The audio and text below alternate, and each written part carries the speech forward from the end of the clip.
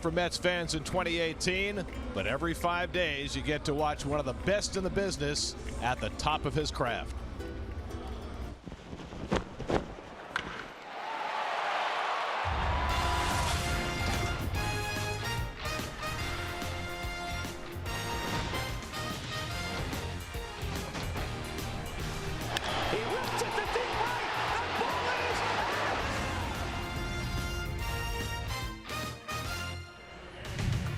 At Marlins Park in Miami, Florida, Pix 11 presents New York Mets baseball. Today the Mets play the Miami Marlins.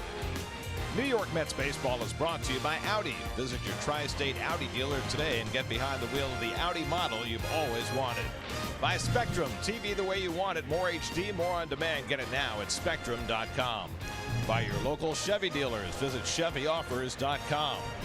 By Geico, 15 minutes could save you 15% or more on car insurance. And by your tri-state BMW centers. Nice bobblehead.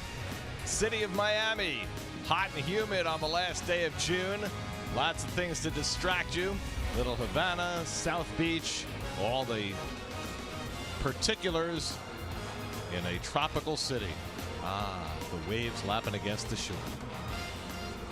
And a pleasant good afternoon, everybody, and welcome to Miami. Gary Cohen, Keith Hernandez with you today as the Mets play the middle game of their series against the Marlins. Jacob deGrom takes the mound for the Mets today, and through all the other heartache that the Mets have suffered this year, Jacob deGrom right now is pitching as well as anybody in the game. Well, he's coming off a so-so start against the Dodgers where he went 6 innings and gave up 3 runs, but this has been a year you see his record 5-3 could very easily be 12-2 right there with the leaders. He has had a phenomenal year. The ERA is absolutely sparkling.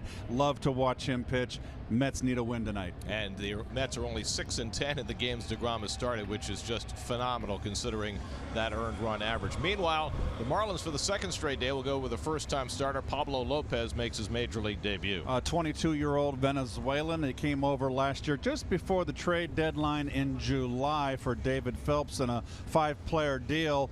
Control pitcher, right-hand pitcher, bats left-handed. We'll take a look at him. He was started out in Double-A this year. Did some Triple-A pitching, and now he's up in the big leagues for his first major league start. Mets went 10-18 in the month of May. They thought things couldn't get any worse. They have. They're 5-20 in the month of June, and if they lose today, they would have their worst June in the history of the franchise. Well, I can commiserate here.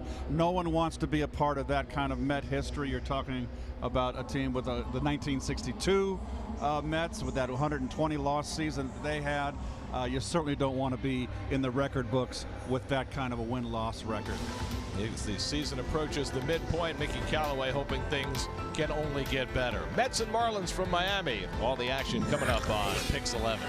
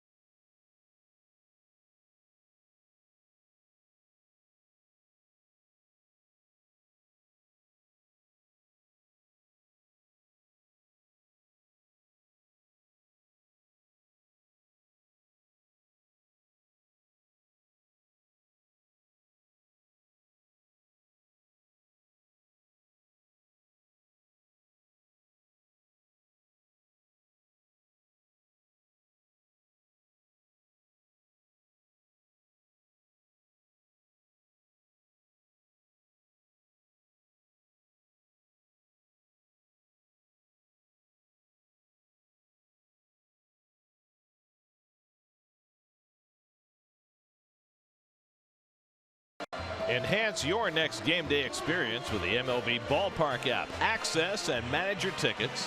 Enjoy check-in offers, exclusive content, and much more. Download the MLB Ballpark app today. New York Mets baseball is brought to you by the New York Lottery. Go for the win with Take 5 from the New York Lottery. Be at Citi Field Saturday, July 7th when the Mets take on the Rays at 4:10 p.m. First 25,000 fans in attendance will receive a Jacob deGrom bobblehead courtesy of your local Ford dealers. For tickets, visit Mets.com/tickets. Themes of the game are brought to you by your Tri-State Ford dealer. Hum a tune.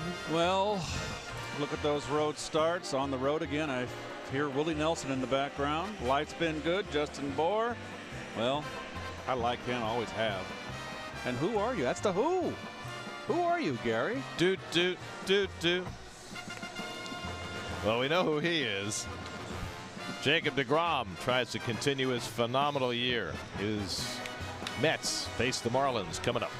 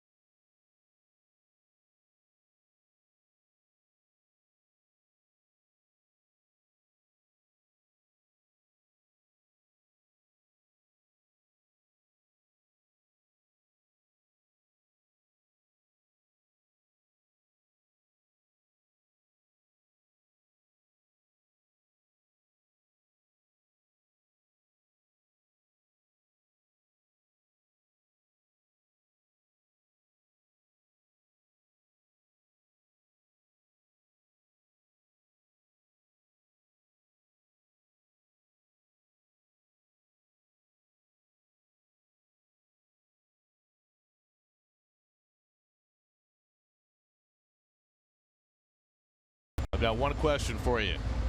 Can you play? Looks like he can paint. Look at his hands. You kid. Mets lineup brought to you by Mattress Firm, where your budget stretches further. Same lineup for the Mets today as yesterday. That means 3 straight games now that Dominic Smith has not started against a right-handed pitcher, as Wilmer Flores gets the call again at first base. Mets had 16 base runners last night, scored only 2 runs. They hadn't had a game like that in 6 years. Squandered innumerable opportunities, drew 9 walks, but got buried 8-2 by the Marlins last night. Well, they left 10 men on base last night, Gare, and that didn't help. Hit into, what, 2 double plays, or was it 3? Got picked off second base with 2 out. Yep, they hit into 3 double plays. That does not help. There's Pablo Lopez making his debut. 6'3", 200-pounder from Venezuela, 22 years of age. We mentioned that he came over in the trade for David Phelps with Seattle. And the defense, Toyota, let's go places. Marlin starting infield. Bohr over at first base, the big power hitter. Yadiel Rivera getting the start today. Not a great defensive infield by any stretch of the imagination. Journeyman infield, you can say, and the outfielders. Dietrich getting a lot of playing time. Brinson hit the home run last night here, counting on him. He's had a rough time of it, but he can play center field. They can go get him.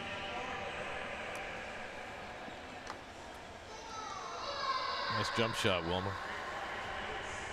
He can do it all. Well, it is Venezuelan Heritage Night, or Day, here at Marlins Park, and it's mere coincidence that Pablo Lopez, who is a native of Venezuela, makes his major league debut on Venezuelan Heritage Day. They played the Venezuelan national anthem as well as the U.S. anthem before the game today. Correct. I have never played winter ball in Venezuela, so that's the first time I heard the Venezuelan national anthem. It was very well performed. I don't know the words, but the tune sounded quite inspiring. It was an instrumental. Venezuelan flag. Brandon Nimmo will lead things off. Nimmo got aboard twice last night. .395 on base percentage, is third in the National League. The .551 slugging percentage, fourth in the league. Pablo Lopez's first pitch in the major leagues is a fastball in for a strike, and we're underway. And not surprising that Lopez's first pitch would be a strike. He has been a control artist throughout his minor league career. He has never had a minor league season where he has walked more than 2 per 9 innings. And he throws a fastball by Nimmo, and it's 0-2. You see so many guys come up from the minor leagues with really dreadful walks to innings pitched ratios. Not this kid. Well, last night's starting pitcher for the Marlins. And he strikes out Nimmo on 3 fastballs in the first at bat of his major league career. Well, this kid's got a very free and easy motion, effortless, and that ball's alive out of his hand. I mean, he just dispatched Nimmo with 3 fastballs. So 1 quick out and nobody on, and now Jose Bautista, who's been the Mets' hottest hitter. 2 for 4 with a double last night, and he hits one in the air to deep left field. Back goes Dietrich, looking up at the wall, and it's out of here. Jose Bautista with his 5th home run of the year, his 3rd as a Met, and the Mets jump out to a quick 1-0 lead. Well, he saw the 3 fastballs to Nimmo, and Bautista wasted no time turning one around.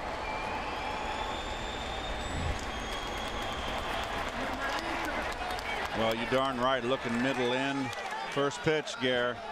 And like I mentioned last night, and I mentioned several times since Batista's joined the Met Ball Club, he is still very quick inside. Boy, he gets on top of that high pitch, doesn't he?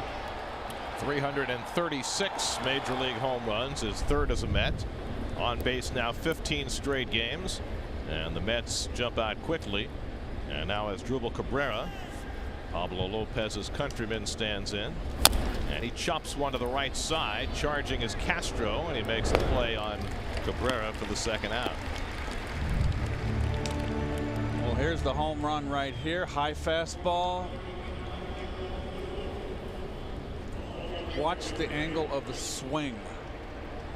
A little bit of an uppercut, not much. Batista stays on top of that high ball very well. That's why he's been a home run hitter. And you get under the ball a little bit. That was an optimum launch angle right there, Gare, but it worked. Well, you know, Bautista has never been a guy who hits towering home runs. He's more of a line drive home run hitter. Here's Conforto making a change up outside, and it's 1-1. Michael 0 for 3 last night.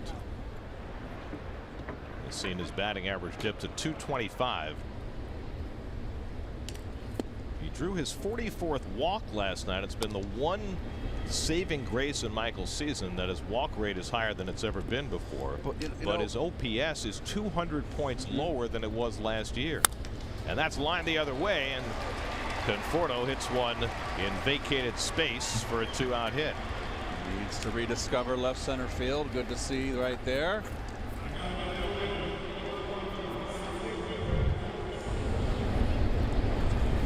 Ball away and going right with it nicely. That ball is a little sinker down and away, perfect, and going right with it.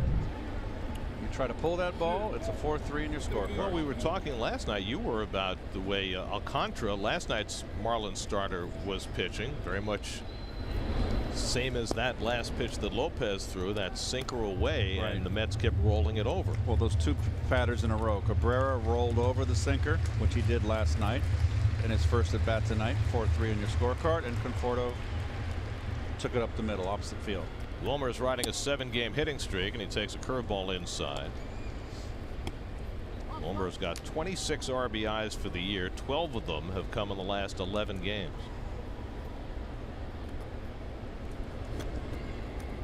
Conforto at first with 2 down. And Flores drives one to center, but right at Brinson. And that retires the side. But the Mets get off to a fast start. Jose Bautista wasting no time against the first-time starter Pablo Lopez. And he gives Jacob deGrom an early 1-0 lead.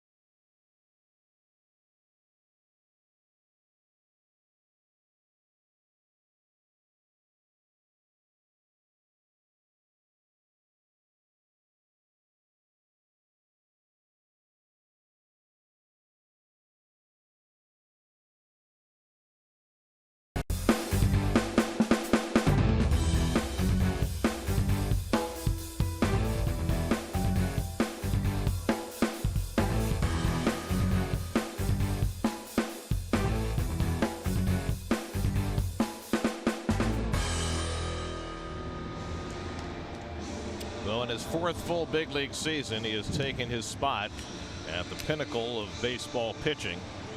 Jacob deGrom makes his 17th start of the year today. And there's his numbers right there. And the run support has not been there, obviously. Look at that ERA. It's just incredible that he's just got a 5-3 record. Eric Dietrich leads off and takes a fastball inside. Dietrich walked twice last night, otherwise 0 for 2. Still hitting .391 against Mets pitching this year. deGrom has struggled against the Marlins through his career. In fact, he had his worst start this season in this ballpark. April 10th, he gave up 4 runs in 6 innings. The only time he's given up 4 runs in a start this season. Since then, he's given up virtually nothing in his ensuing road games. Only 4 runs in his 6 road starts since that April 10th start. Well, that began his streak of no decisions, Gary. He came into that. It was his 3rd start of the year back then on April 10th.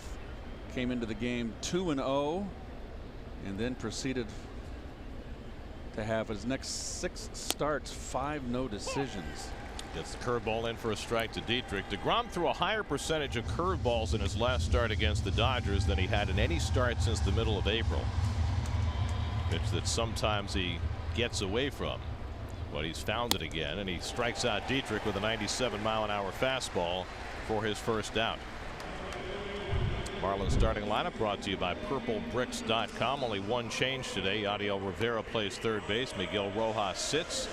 Otherwise, the same unit that Don Mattingly had out there last night when his team erupted for 8 runs and 11 hits. Remember, the Marlins are the lowest scoring team in the National League. Here's Brian Anderson, 1 for 4 last night.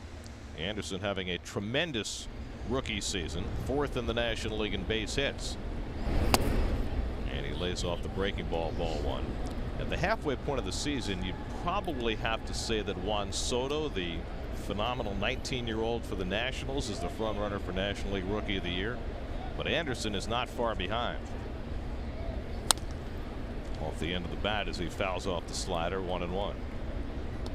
Here are the National League hit leaders, trio of Braves in the top 5, along with Scooter Gennett and Brian Anderson.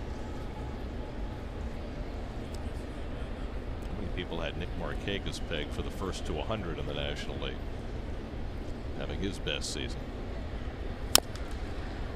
And Anderson fouls one into the ground, and it's 1-2. I think the 2 veteran hitters on that Brave team, you're talking Freddie Freeman and Markakis have been inspired by all that youthful talent that they're surrounded by down in Atlanta. They're leading the league right now. Who would have thought that? And they got Ronald Acuna back last night after a month on the sidelines. Returned from the disabled list in last night's game. Anderson lifts one to center, and Nimmo barely has to move. 2 out.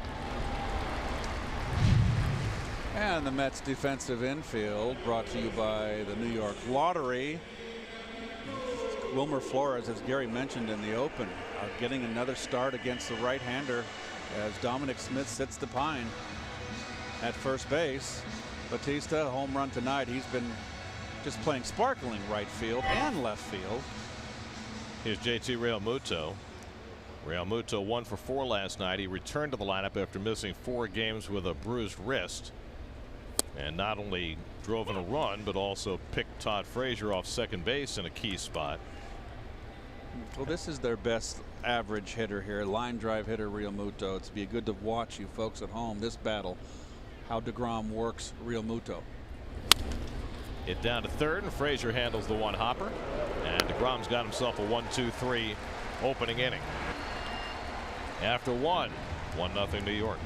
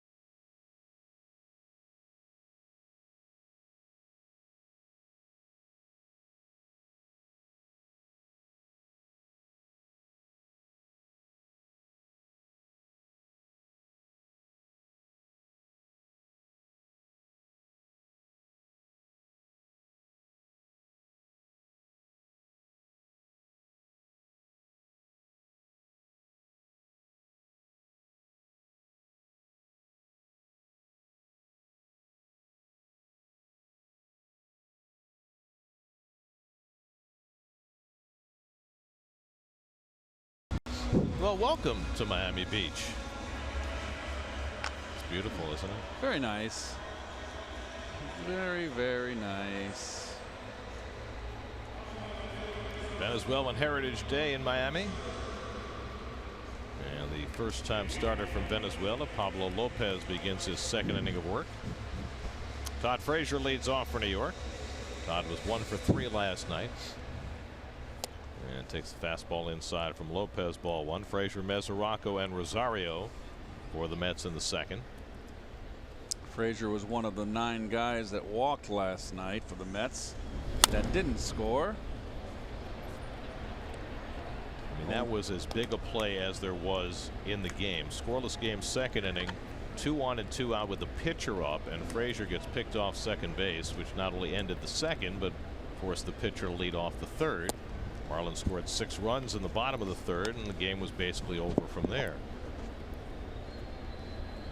Pablo Lopez, who came up through the Mariners organization, Tommy John surgery pushed him back in 2014, and he's been working his way up since. One long hop to Rivera at third, and he throws out Frazier one away. Around the Majors brought to you by your Tri-State Volkswagen dealers. Well, we just talked about Juan Soto as the front runner for National League Rookie of the Year. Only the 4th teenager to have multiple games of multiple home runs as a teenager. Mel Ott, Ken Griffey Jr., Bryce Harper. That's pretty heady company. Big, strong kid. Look at that follow through and that swing. Mets have not seen him yet, but they will shortly. The Nationals are in on the next homestand. right before the All-Star break. You made plans for the All-Star break, Gary? It's too far away, Keith. Okay. Ask me the day or two before. I have not made any plans. I plan just to hunker down. Hunkering is good. Yes. Mesoraco 1 for 3 last night, and he takes one inside. And did it hit him? No, it hit the bat. Little late foul call by Eric Cooper, home plate umpire. Eric Cooper, it's kind of, look at his physique, he kind of looks like a young Bruce Fleming back there. 1-2 coming, and the curveball fouled off. Eric Cooper calling the balls and strikes. Gary Cedarstrom is the crew chief. He's at first. Corey Blazer and Stu Sherwater rounding out the crew.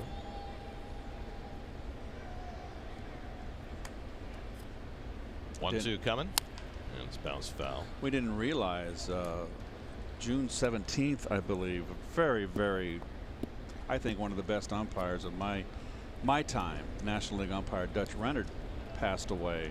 Was a terrific umpire. He was certainly the loudest umpire of his generation. He had the greatest called strike. He would go up in the air, and he'd turn and face and get squat and point his finger this way, and he had the big booming voice. Great umpire. Low ball umpire, though. I would have to say that he was the best role model for Leslie Nielsen's character. Yes. Right. Well, yes. So Leslie took it to a different level. Right, but the comedic level. The whole, you know, up and turn to the side and scream at the top of your lungs. That was Dutch. Mesoraco tops one, and they'll never throw him out. An infield hit for Mesoraco on a swinging bunt. And the Mets have their third hit of the day.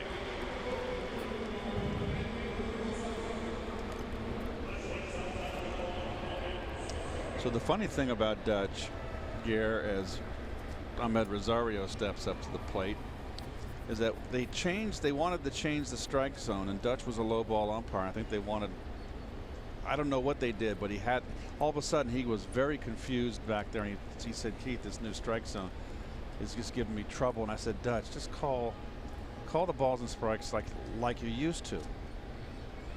But he said, no, they want it different, and I can't adjust to it. I thought maybe that was a harbinger of what's happened today, you know, with umpires being scrutinized. First step toward robot umpires calling balls and strikes down the road. Ahmed Rosario at the plate. Speaking of balls and strikes, drew 3 walks last night. Another swinging bunt, but this one goes foul. 3 walks last night. That's a bulletin. I mean, he had never walked more than once in a major league game before last night. And, you know, for all the talk from the coaching staff about using the time that they gave Rosario, where he sat for 3 or 4 days, to work on shortening his swing, if he can just not swing at balls out of the strike zone and concentrate on swinging at strikes, that should solve most of his problems, right? It should. And he's been over swinging, and I think it's a product of the offense going in the tank and everybody trying to do too much. It's really gotten a little out of control, unbridled, particularly on the high pitches.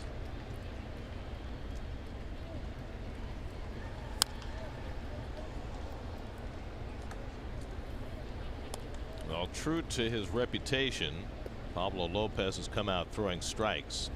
Funny thing about Lopez is he was an A-ball last year, both in the Mariners organization and then after he was traded at the deadline in the Marlins organization.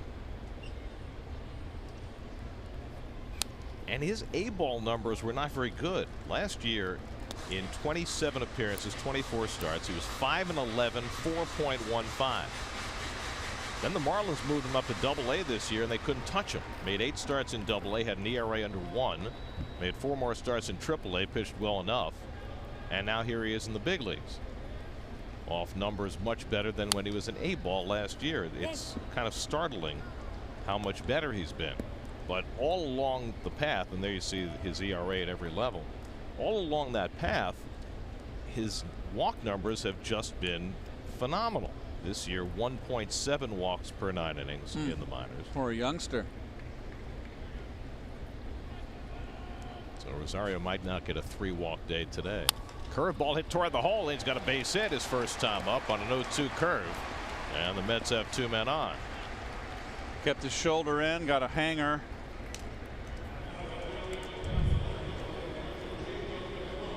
Didn't bail out on the breaking ball. Ball hung right down the pipe.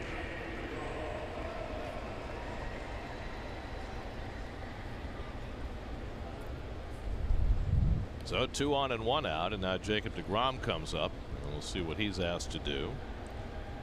deGrom 3 for 33 at the plate this year, has 2 sacrifices, and the Marlins look for the sack. And he pushes 1 foul.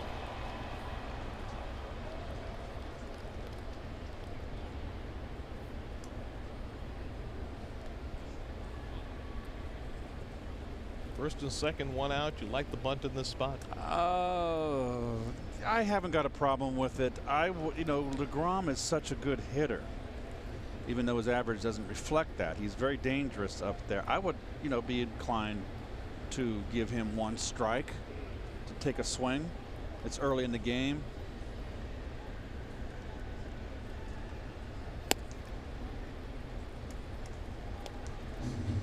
Especially with a control pitcher on the mound, you know. Yeah, the other side of the coin is, you know, no one's seen him before. He's new on the scene. No one's familiar with his stuff, but you know, you can overthink this. That's 4 hits through the first 8 batters against Lopez. And a pickoff try, and Mesoraco gets the hand back in.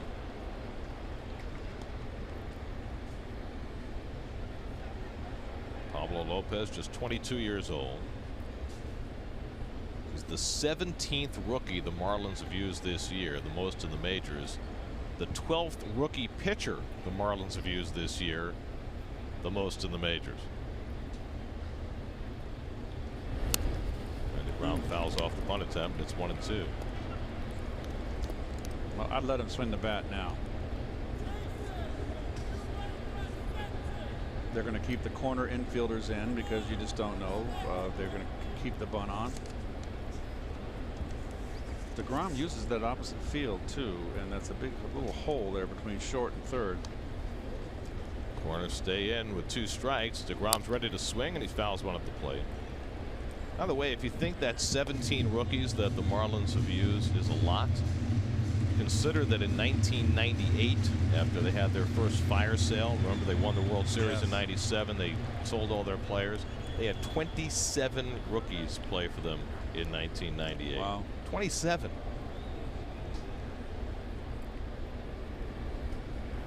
Off speed, hit foul.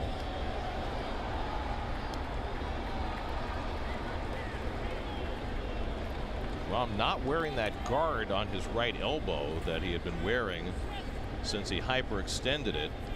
Remember, they didn't let him swing the bat for a couple of starts after that, and then he was wearing that heavy guard to prevent him from hyperextending it again. So it's a little surprising to see him not wearing it and swinging the bat. Now he bunts, but takes the pitch up and away 2-2. A little surprised to see him having taken that thing off, because they were adamant about him wearing it so he wouldn't hyperextend that right arm again. Oh, there's a smile. Somebody's got a smile. 7th pitch of the at bat, and deGrom fouls off another one. So if nothing else, he's making the rookie right-hander work. That ball went past the screen and into a populated part of the stand. The screen here stops over the dugout, doesn't go down that left field line. Yeah, I think somebody got hit. Yep. Well, more screens the better. Again, the 2-2, and this time he squares and takes low and in, and it's a full count. This is quite a turn at bat for deGrom. Bunt on, bunt off. He's worked it full. This could have been a strike. Let's see. Okay, borderline. So now Mesoraco at second, Rosario at first. Ninth pitch of the at bat coming to DeGrom. And he's squaring, and he gets the bunt down after all that. Real Muto throws him out. 2-3 on the sacrifice, and the Mets have runners at second and third.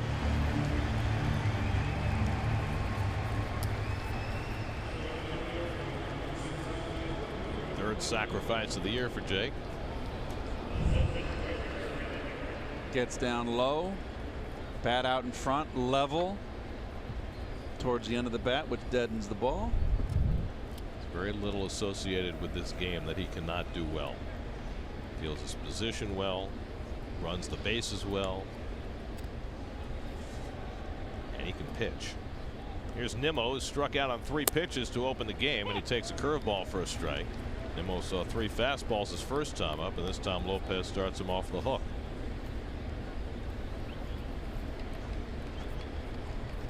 Brandon's been struggling a bit after getting hit on the hand and missing a couple of games. 1 for his last 11. And a very weak cut at a changeup, and it's 0-2. Brandon's only hit in that stretch was a little pop fly that fell in along the left field line his last time up last night. He's got 2 in scoring position with 2 out, but quickly down in the count again, 0-2. Lopez trying to fight through trouble in his second big league inning, and he strikes out Nimmo for the second time. Got him with the fastball. Nimmo's seen 6 pitches today and struck out twice. Mets strand 2 in scoring position, still lead at 1-0.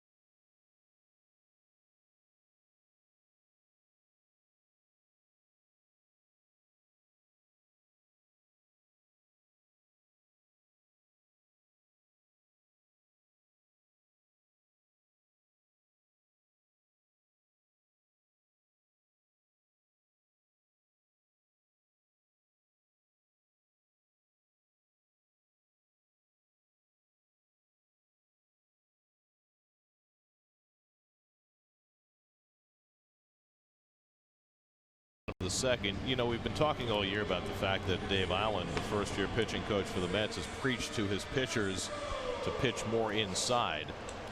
And we got some fascinating numbers from Sports Info Solutions about just how much that's been the case, and more so with Jacob deGrom than anybody else. Look at this. Last year, he threw 19% of his fastballs on either the inner quarter of the plate or further inside. This year, 46%, more than twice as many times he's thrown his fastball to that inner portion of the plate or inside off the plate. Well, I'm looking at the heat map right now on my iPad, Gare, and 2017 are right by each other, and he predominantly pitched a left-handers away, and it's a complete reversal.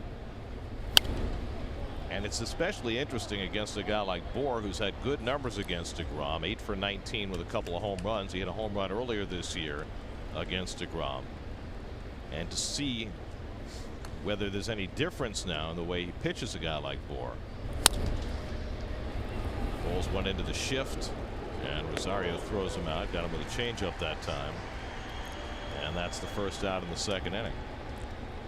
We've talked about DeGrom and the fact that when he first came up, he was a guy who pitched at the knees, and now he's become much more of an elevated fastball guy to take advantage of most hitters' swings that have evolved into low ball swings. But to change that radically from year to year in terms of which side of the plate he uses for his fastball, I would think that's really hard to do. Well, you know what? The great pitchers have intellect and know how to make alterations. If something makes sense, and when Island came over, the pitching coach Dave Island came over in spring training and made that statement that his pitchers were going to pitch more inside. That's shot through the hole, a base hit for Starlin Castro, first base runner for the Marlins today. I was thrilled to hear that, because you have to establish inside. Good hitters want to extend their hands, and if you got good stuff, which obviously DeGrom does, you pitch inside, that opens up the outside corner for you. So for him to be able to make those changes, I think those were things that he worked on in spring training, and I'm not the least bit surprised that he was able to make the alterations, Gare. By the way, those same numbers will tell you that Steven Matz and Zach Wheeler and Seth Lugo have all also thrown much more inside this year than they have in the past.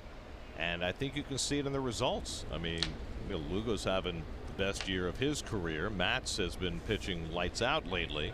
Wheeler has done much better than his numbers and is coming off a tremendous performance his last time out. Now, you're going to give up more home runs more than likely. The Mets have given up, what, 100 coming into today's game, 104 home runs. That is 14th, but not DeGrom. Last year DeGrom gave up 28 home runs. This year he's given up 5. I agree. And I mean, Ronnie always talks about having to pitch inside, and that the less hard you throw, the more you have to pitch inside. Yes. But I would think as a guy who can throw 97 miles an hour with regularity, DeGrom keeping the ball in on hitters' hands has to cut down on the home runs unless he's making mistakes on balls that leak out over the plate. If you throw inside, you've got to make sure you get it inside and miss off the plate. Look what Wheeler's done. I mean, Wheeler's turned it around. I mean, he pitched another fine ball game. I know he's developed that split finger, which has enabled him now to stay away from that breaking ball. And as Ronnie mentioned, we've seen Wheeler's breaking ball improve now. But Wheeler's always been a guy that can bring it. And you get a hitter with that up and in, don't make that mistake. If you want to get it in, you make sure you miss inside. And what Island said in spring is, remember, we're going to wind up hitting more batters. Right, which they have. Because of that. Yep. Runner goes. Riddle swings and misses. The throw is right on the money from Mesoraco, and Castro is tagged out.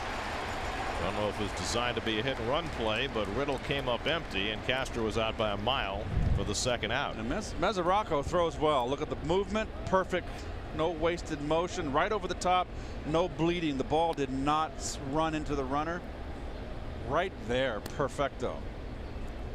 Rosario missed the tag on the first attempt. Had to go back for another swipe, but Well, still got him. You bring it down to the bag.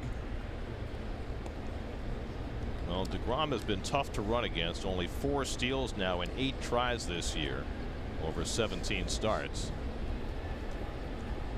2-2 now to Riddle, and he goes down swinging on the slider, and that retires the side. Second strikeout for DeGrom. Gives up his first base runner, but Castro erased by Mesoraco's throw. Rosario gets the tag down. It's 1-0 Mets after 2.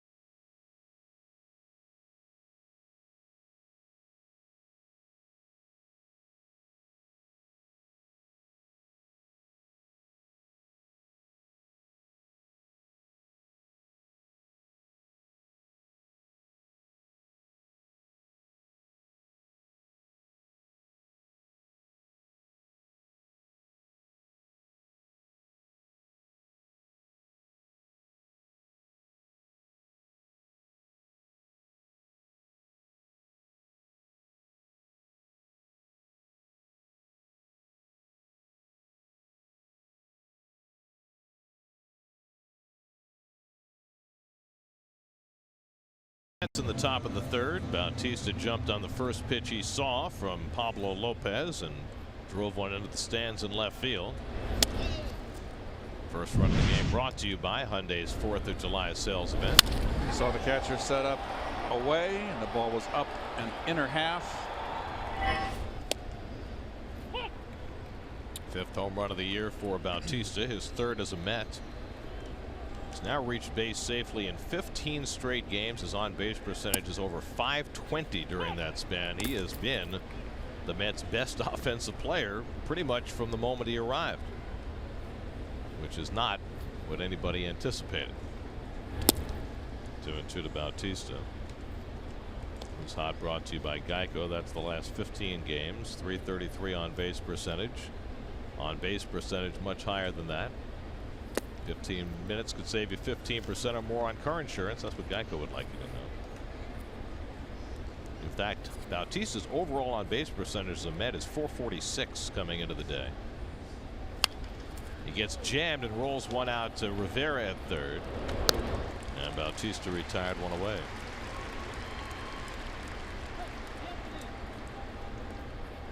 So another lengthy at bat, and Mets have had a few of those against Pablo Lopez, who threw 30 pitches to 5 batters in the second inning. And now it's Drupal Cabrera with 1 out. Pablo Lopez, big league debut. Second straight day that the Marlins have rolled out a starter, making his first major league start. The guy on the other side knows all about that. When Jacob deGrom came to the big leagues in 2014, Rafael Montero started one day, and then deGrom started the next day. Each of their first major league starts was against the Yankees. Remember, deGrom was originally supposed to go to the bullpen, except Dylan G came up with a little shoulder problem, and so deGrom got a chance to start and hasn't come out of the rotation yet. Oh, he's just a relief pitcher. Yeah. Don't think much of him. Well, Cabrera lifts one down the left side, foul, and that'll go out of play. 2-2. A lot of Met fans on hand on a Saturday afternoon. Not sure why the roof is closed today. I mean, it's, you know, warm like it normally is this time of year in Miami, but no threat of thunderstorms tonight. 2-2 coming, and he struck him out with a high fastball. 3rd strikeout for Pablo Lopez, who now has a chance for his first 1-2-3 inning.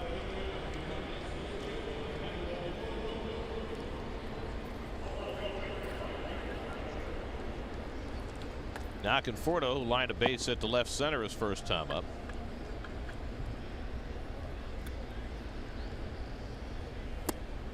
And he takes the curveball for a strike. That's a decent breaking ball Lopez got there. A little bender.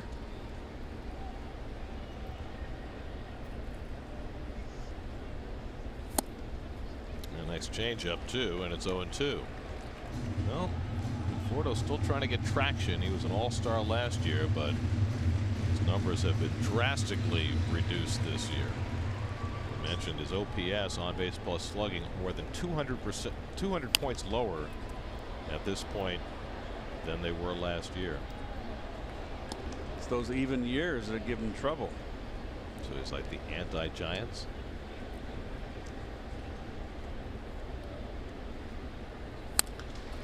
Hit sharply, but into the shift, and Riddle is there to grab it.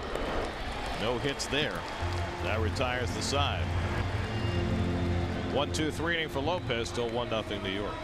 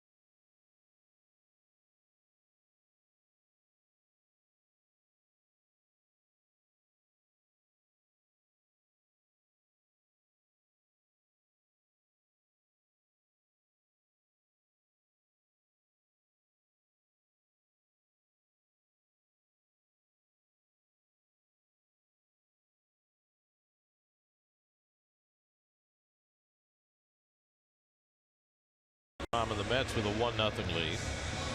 Lewis Brinson will lead off for the Marlins. Brinson had a big night last night with a single, a double, and a home run. It's been a rough first full season in the big leagues for Brinson, but he certainly showed last night the potential that's there. He takes a curveball for a strike from DeGrom. And the Marlins people say, despite what has obviously been a rough year as far as his batting average, his strikeouts, all that he's maintained an incredibly positive attitude and hasn't affected his defense, which is stellar. And they don't feel, Don Mattingly, there's Big Don right there, they just don't feel that he has been knocked down emotionally so much, confidence-wise, to send him down. I think that he's hanging in there. Looked pretty confident last night. He hits this one past the mound, off the back of the mound to Rosario, and Brinson beats it out.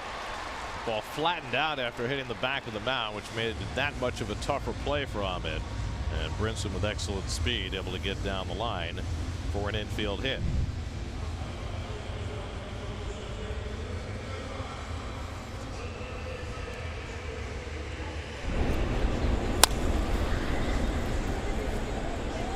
Busting down that line, and he can fly. So the Marlins have their second hit, a leadoff base runner in the third. And now Yadiel Rivera getting the start at third base today, his 19th start this season for the utility man, hitting an even 200. And he takes a fastball for a strike. Rivera, 26 years old, had a handful of at-bats the last 3 years in Milwaukee, and then signed with the Marlins as a minor league free agent. Brinson, despite his speed, has not done much base stealing. Of course, he hasn't been on base very much. Only one stolen base this year.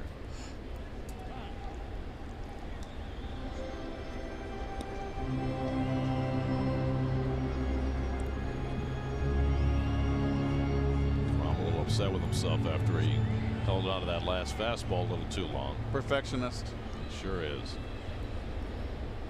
He's Kershavian in that. Kershaw gets on himself all the time when he makes a bad pitch.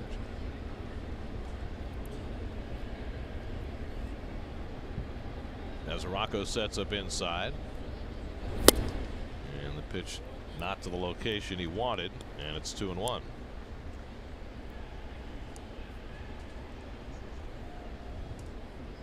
Well, since he came into the league in 2014, only that handful of Cy Young Award winners has outpaced DeGrom in ERA.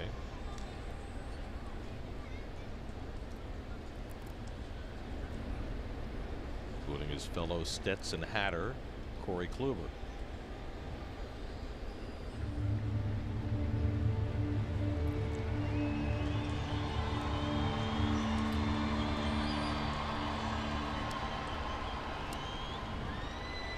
Two and 1 to Rivera, and he chases the slider, and it's 2-2. Right now, you'd have to say that Jake is sitting atop the Cy Young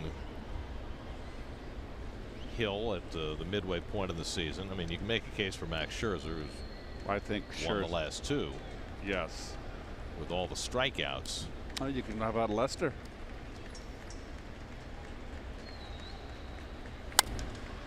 Hit out to right center, back in the gap. Bautista gets back there to make the catch, and back to first goes Brinson. One away.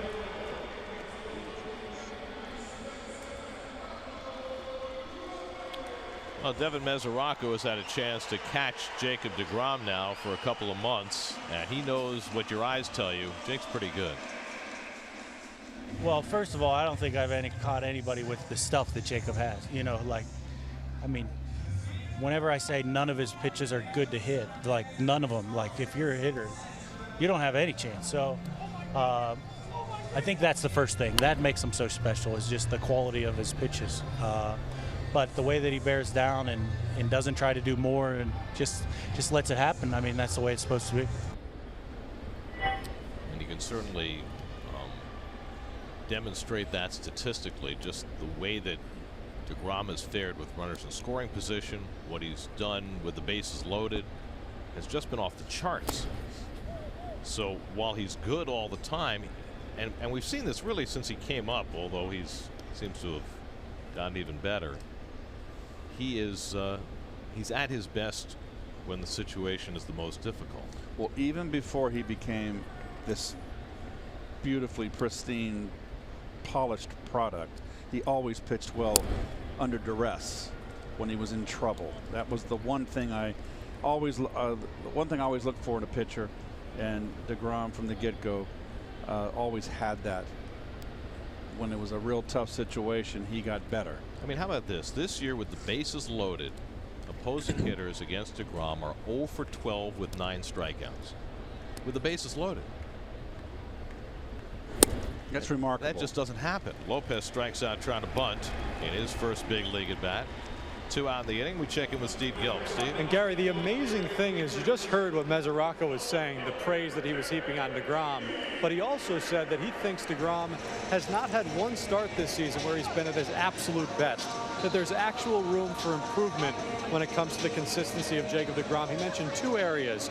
Throwing the ball inside to righties. He said sometimes that ball floats a little bit over the middle of the plate. And he said that the slider has not been consistent each and every inning throughout one start. So if those 2 things come together, Mesoraco said it's going to be like a video game one day, and he keeps joking with DeGrom that one of these days they're going to see his best stuff and it's going to be out of control.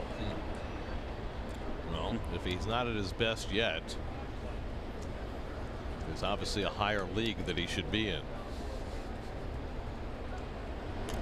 All you have to know is this: greatest season ever pitched by a Met, Dwight Gooden, 1985. Yep. Pitched to a 1.53 ERA. Well, through 16 starts in that year, Doc was at 1.68. DeGrom through 16 starts, 1.69.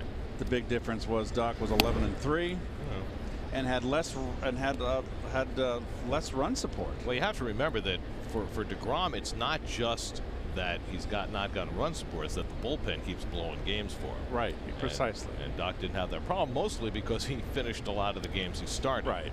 And baseball was different then. You're not going to see 276 innings out of a second-year starter. Oh. Pitches inside, and Dietrich, who gets hit by pitches as much as anybody in the game, is drilled by DeGrom, and the Marlins have 2 men on. 11th time this year Dietrich has been hit, and the 83rd time in his career, and 10 of those 83 have come against the Mets. Wants to come inside.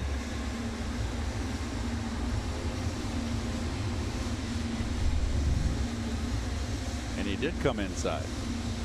And so the Marlins have a runner in scoring position for the first time today, and that's the mantra for Dave Island. Pitch inside, we might hit more people, that's okay. Here's Brian Anderson, who flied out to center his first time up.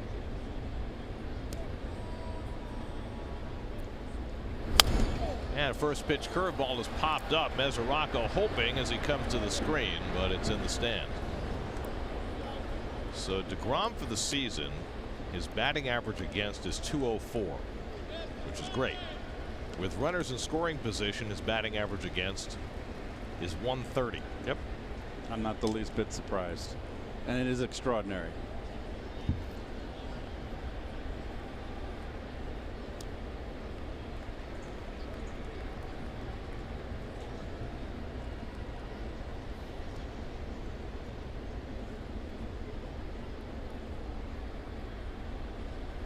Anderson hits it sharply, but Rosario's got it, and that retires the side. So DeGrom gets another marker with a runner in scoring position. 1-0 Mets after 3.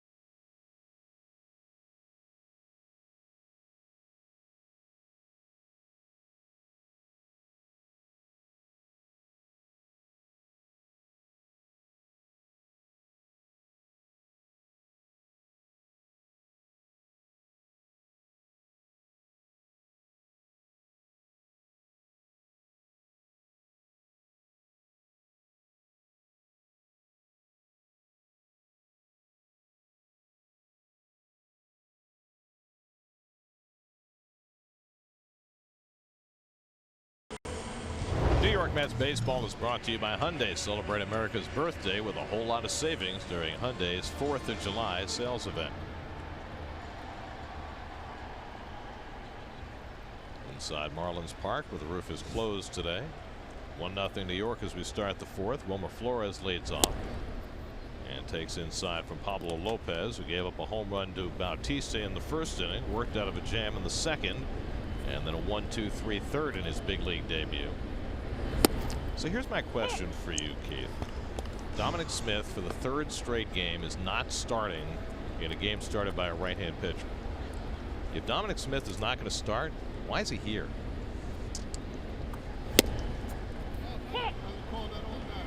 Right? I mean, shouldn't he be playing somewhere?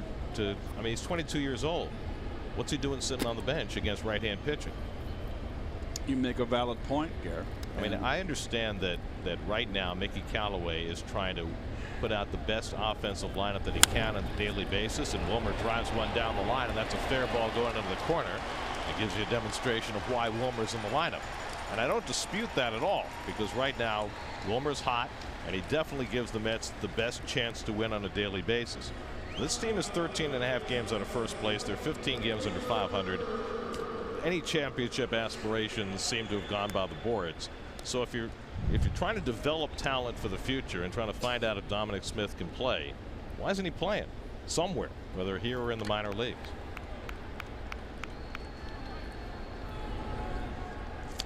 You've got a point, Garrett, and I agree. He's 22, and he needs at bats. Even, you know, Sandy Alderson last year said that Dominic Smith had a lot more to learn and needed to be down in AAA learning. Well, he's not going to be learning sitting the pine here. I mean, you're playing Flores, and I totally get that, and you're playing Bautista, who right now is your best offensive player, but he's 37 years old and he's not part of your future. So to me, the All-Star break is going to be very telling. I don't know what's going on with Cespedes. There's a ground ball to third right here. Rivera throws out Frazier, can't advance the runner, and Flores stays at second with 1 out. I mean, is it as simple as we get further toward the trading deadline, the Mets are trying to showcase their veteran players so that they can make room for the younger players to be playing the second half of the year? But then does that make sense? Then you're providing more evidence to what you said, that if that's the case, then Dominic Smith should be getting at bats in AAA. Well, except that Peter Alonso's now getting at bats in AAA. Play him in the outfield. Dom has shown that he can play the outfield. He's been competent out there, so there's no reason you couldn't play both Smith and Alonso together in AAA. The only other reason I can think is that, excuse me, is that sorry, folks. Is that maybe Dominic Smith has fallen a little from favor, not in the doghouse, but as far as a talent evaluation. But he's 22 and he's sitting on a big league bench. So if he's not good enough to play in the big leagues right now, then send him to the minors where he can play. I'm in your camp. Yeah, I mean, I could understand if you were in a pennant race right now, but I think, that's far-fetched thinking at this point. It's Mesoraco had an infield hit his first time up, and he takes a strike. There's a certain balance that every franchise has, depending on where they are in the course of their development, between playing for today and playing for the future. And it seems as though at the end of June now we've gotten to the point where the Mets pretty much need to be thinking about the future. And unless playing veteran players is a matter of showcasing them for trades, then that's the way it should be going. Rivera throws out Mesoraco for the second out. Bohr had no chance to any play it on Wilmer there. Nice backhand by Rivera.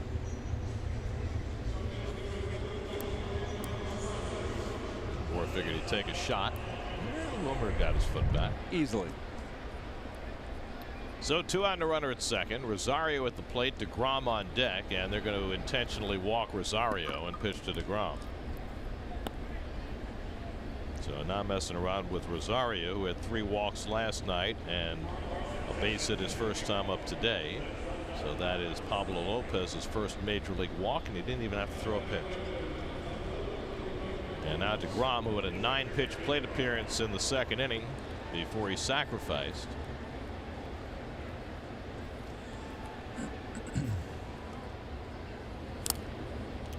Goes after a first pitch curveball, 0-1.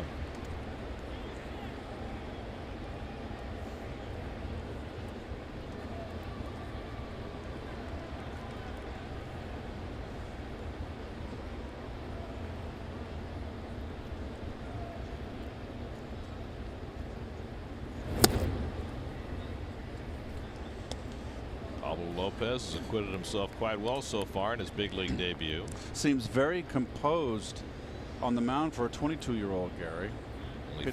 Only four starts in AAA. Pitching a 1-0 ball game against one of the best pitchers in the game.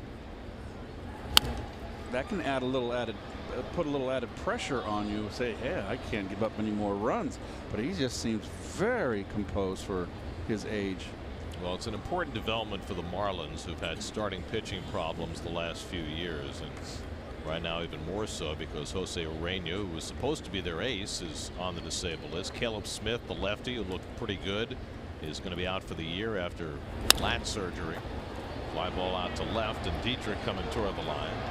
Puts it away to retire the side. So Pablo Lopez works around the leadoff double in the fourth and keeps it a 1-0 game.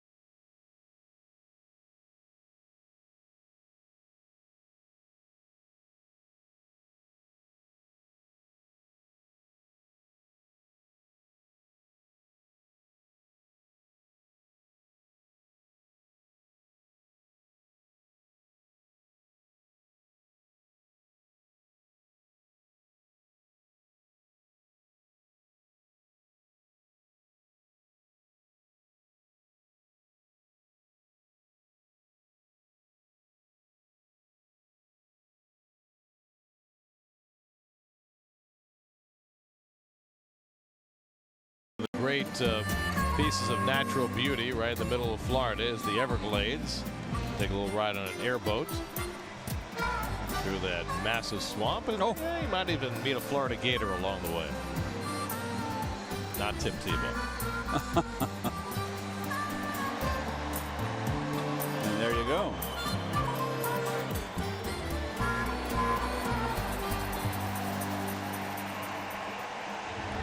The Flamingos on the home run sculpture. Home fourth inning, JT Realmuto leads off against Jacob DeGrom.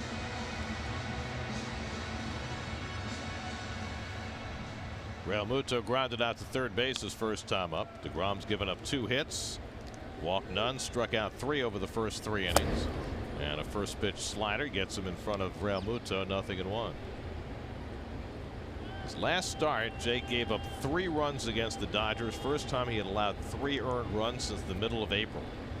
That's how dominant he's been. Gets the changeup in for a strike. 0-2 to Realmuto with Justin Bour on deck and Starlin Castro to follow.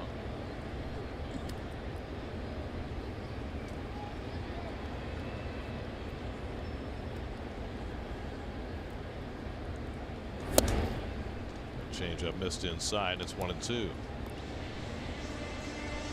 JT Realmuto on a team that leads the world in JTs. This is Jacob Tyler Realmuto. And DeGrom stayed with the changeup and strikes out Realmuto for the first out. That's his 4th strikeout. Good sink here. Watch it get under the bat. And he's out in front. Tough pitch.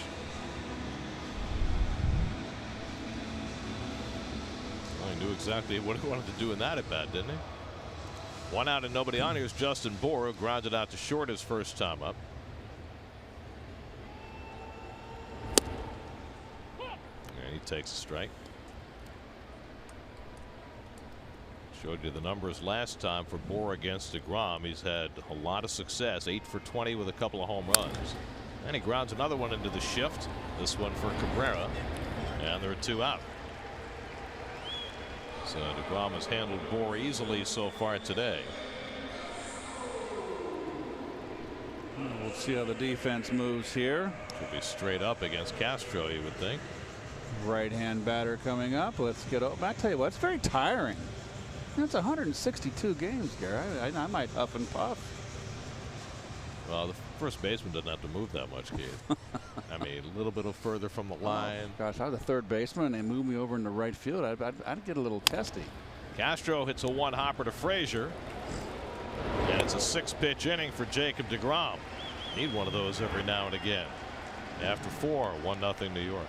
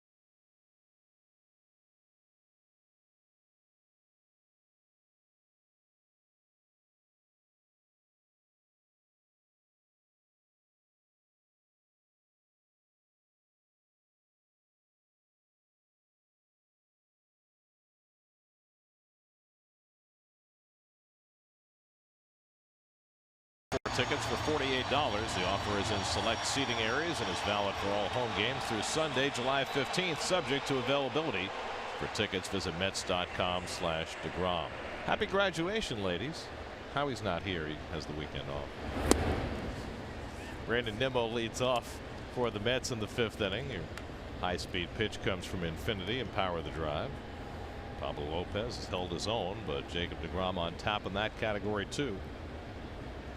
He struck out Nimmo twice on just 6 pitches his first 2 times up, but he's missed with a couple of changeups and he's fallen behind 2-0. Nimmo, Bautista, and Cabrera, 3rd time around the batting order for the rookie right-hander. Making his major league debut, came over from the Mariners in trade last summer for David Phelps. Nimmo strokes one on the ground and Castro's got it. 1 away.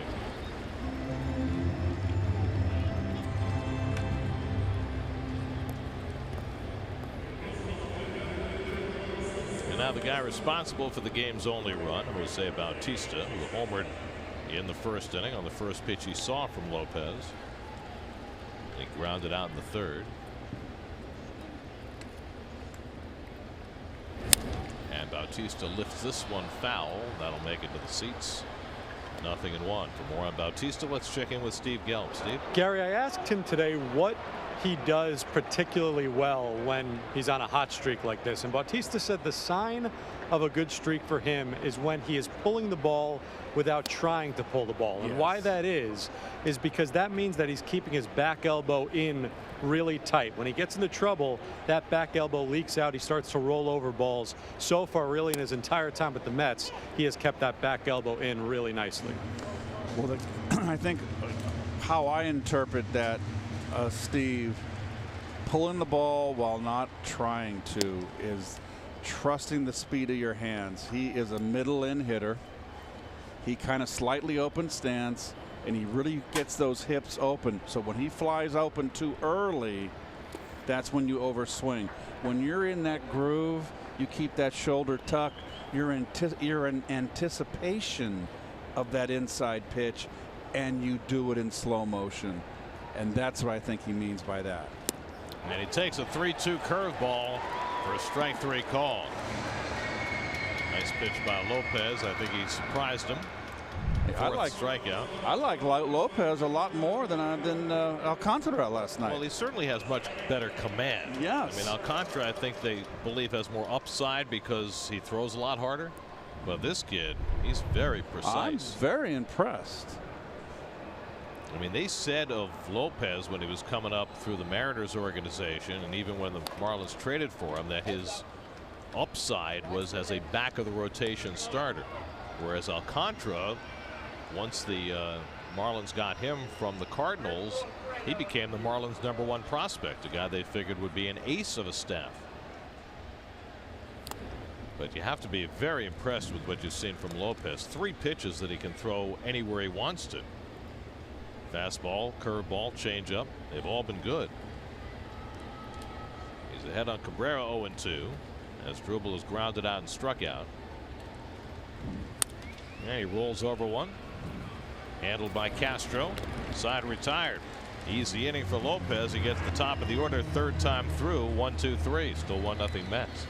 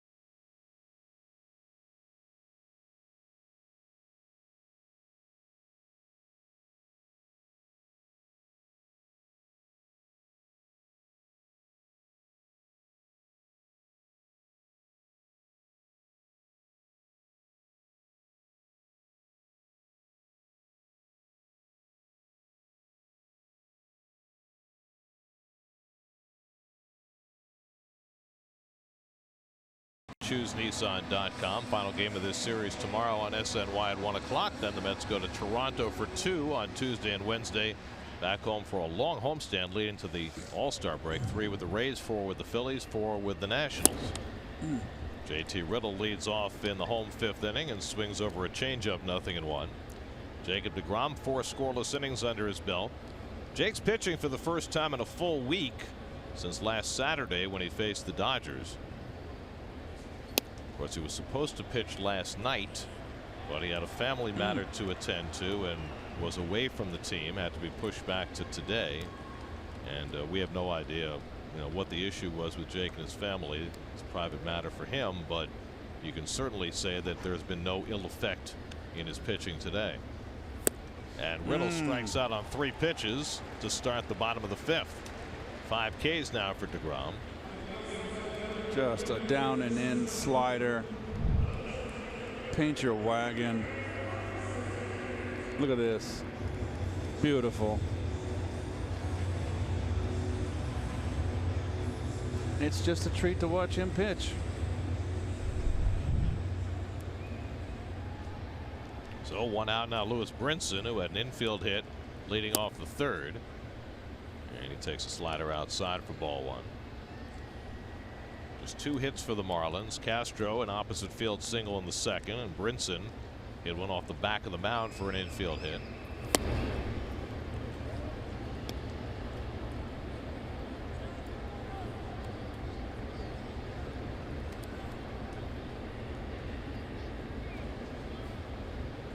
DeGrom behind 2-0.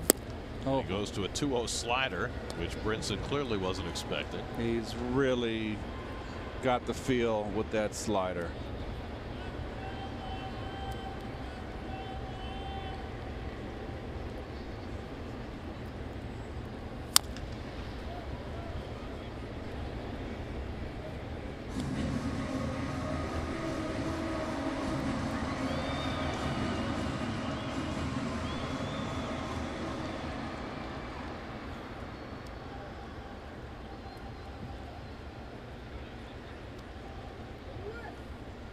Two to Brinson, and he struck him out with a changeup.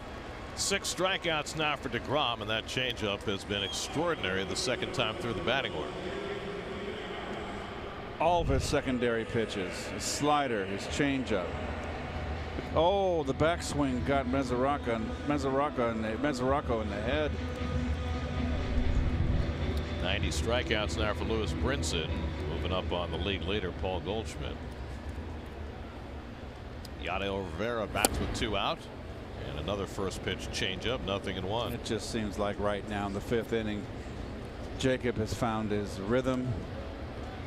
Anything he wants, he can toss it up there. Another one. If my old partner Bob Murphy were alive, he would say that Jacob DeGrom is wearing the hitters on his watch chain, which is good. Yes. I hear you. Here's the 0-2 to Rivera, and he fouls back the fastball.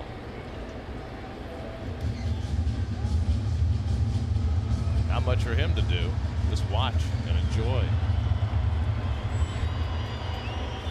And hope that the Mets can score some more runs and maybe even get some bullpen help. 0-2 on the inside corner, got him looking at a changeup, and DeGrom strikes out the side in the 5th inning. Neatly done by Jake, who has 7 strikeouts on the day. 1-0 after 5.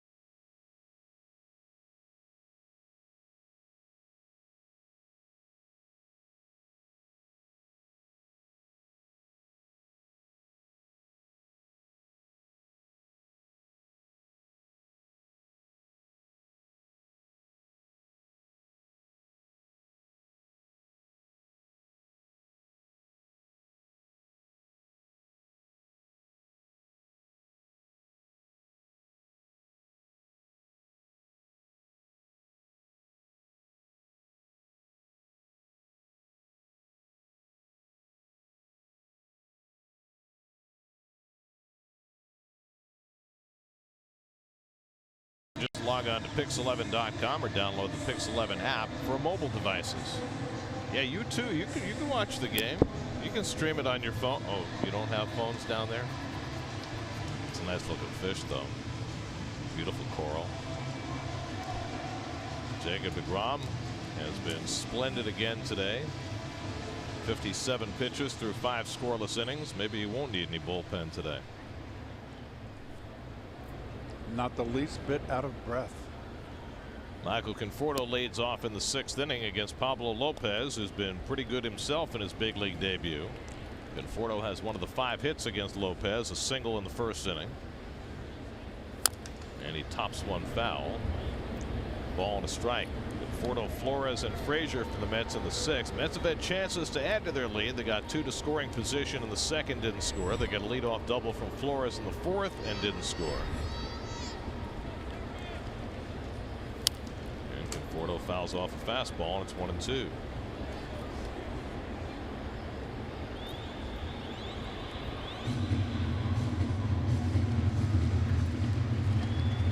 Year-old Pablo Lopez ahead in the count.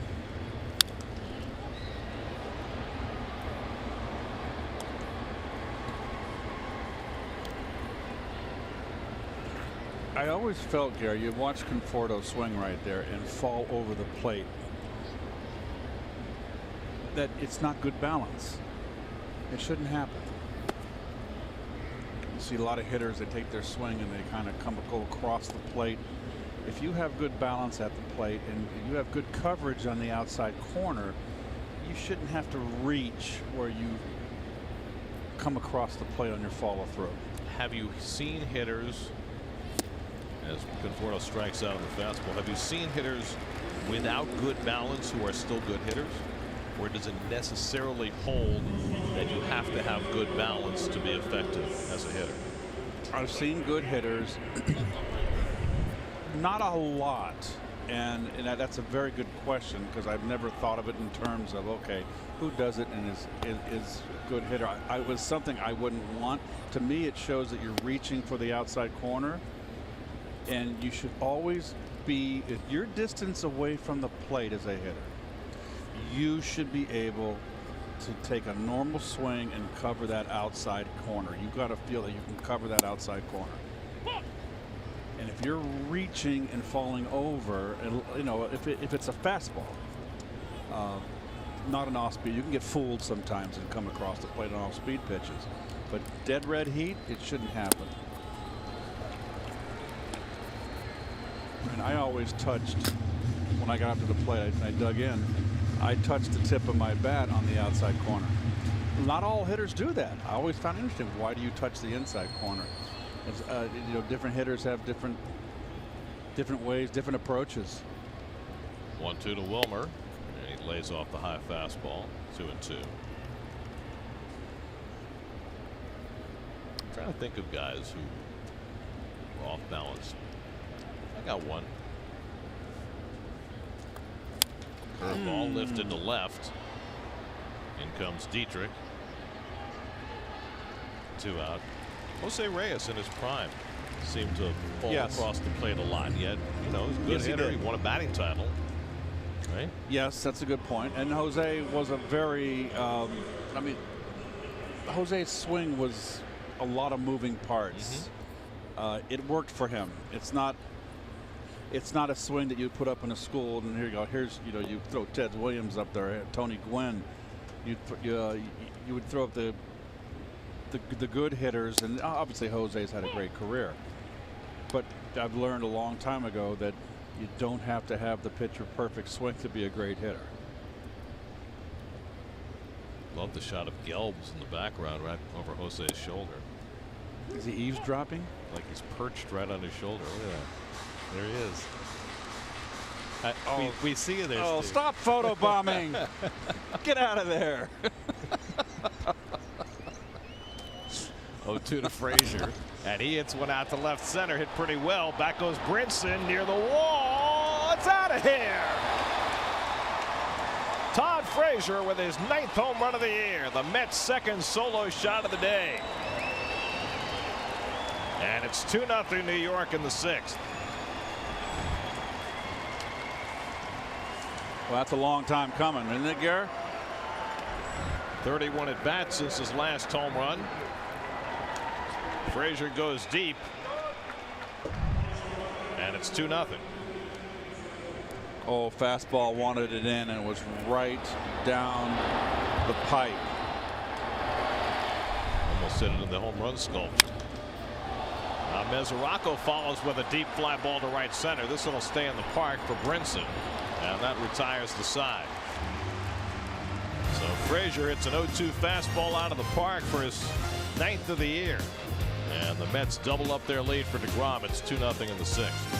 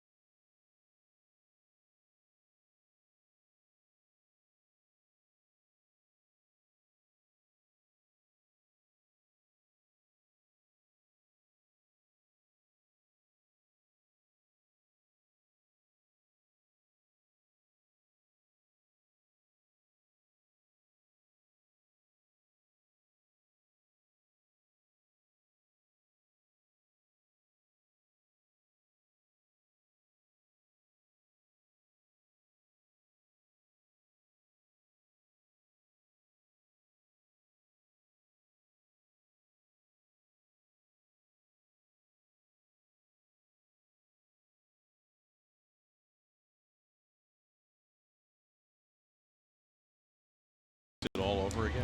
Well, he struck out the side in the 5th inning, and we're going to bring it to you in short order. 12 pitches. Efficient. Precise. Master. Crafty. J.B. Shuck will pinch hit for Pablo Lopez. So Lopez is done in his major league debut. He was very good. 6 innings, 2 runs, 6 hits. Liked him. Every reason to be very proud of his big league debut. And DeGrom starts Shuck off with a curveball for a strike. Shuck just 4 for 31 as a pinch hitter this year.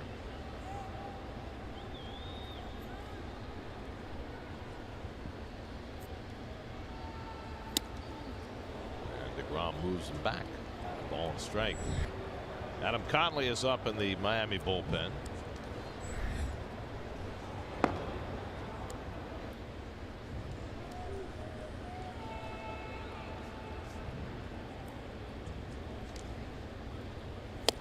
Shuck swings through a fastball, and it's 1-2. DeGrom has struck out 7 today, including all 3 hitters he faced in the 5th inning.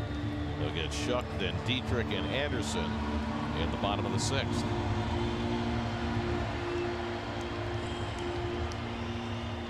They're trying to get this crowd going here.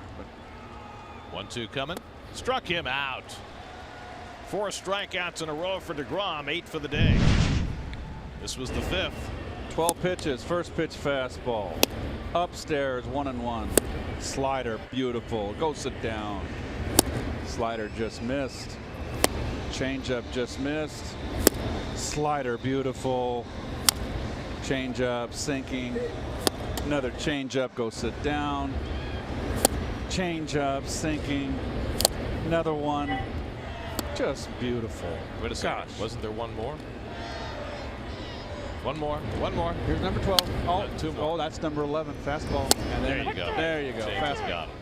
Just a sparkling inning. Now Dietrich, who got hit by pitches last time up.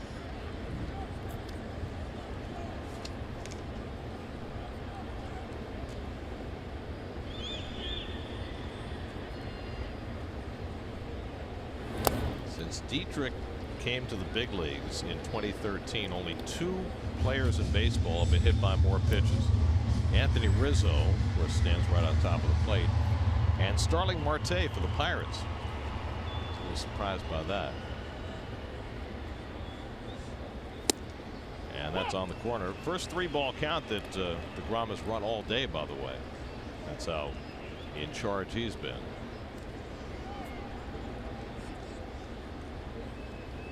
Brian Anderson on deck. And Dietrich hits one toward the middle, and Rosario smothers it but has no play. It's an infield hit for Dietrich. Marlins' 3rd hit of the day, 2nd of the 3 that has stayed on the infield.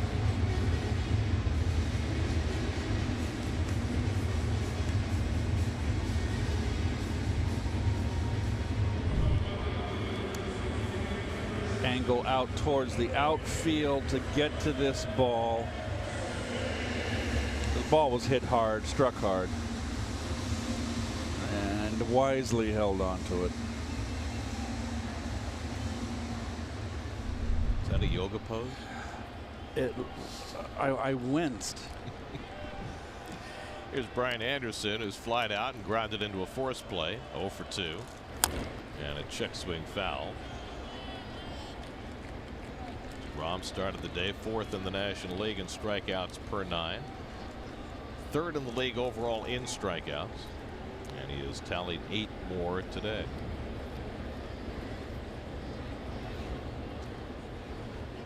I've always liked that Vince Velasquez with the Phillies, but he's just very inconsistent. Very inconsistent, but he's pitched better this year. I think Arrieta has a lot to do with that. Phillies' young pitching is good. Nick Pivetta got beat up last night by the Nats, but it's, I mean, Eflin has pitched well. But you're right, having Arrieta on that staff has definitely been a big plus. It's given the other starters, these young starters, as someone to look at that's has a body of work, and watch him pitch, and he pounds the strike zone with fastballs. Anderson takes the changeup low and in. I think it's definitely been a positive influence on that young staff.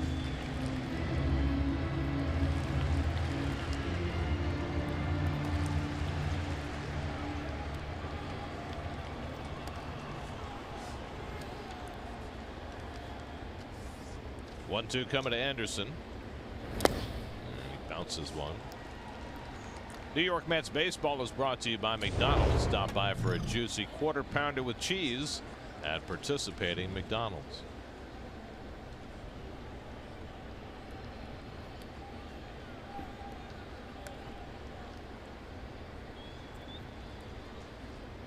Grom negotiating his 3rd time through the Marlins batting order. JT Realmuto waiting on deck. And Anderson slugs one deep to left, headed toward the stands and out of here. Brian Anderson ties the game with a 2-run homer, his 5th home run of the year.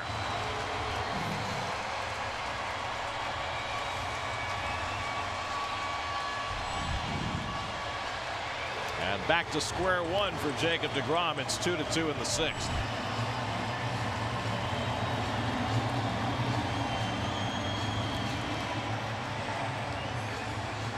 Well, just a picture perfect 5th inning, and makes a mistake here. Ball's up in the strike zone, and I got to believe up over the middle. Well, in his last start, Jake got jumped by Max Muncy for a home run early in that game. Here it's Anderson who takes him deep on a changeup. Got it up, Gare. Up and over the middle. And when you get up, it doesn't sink.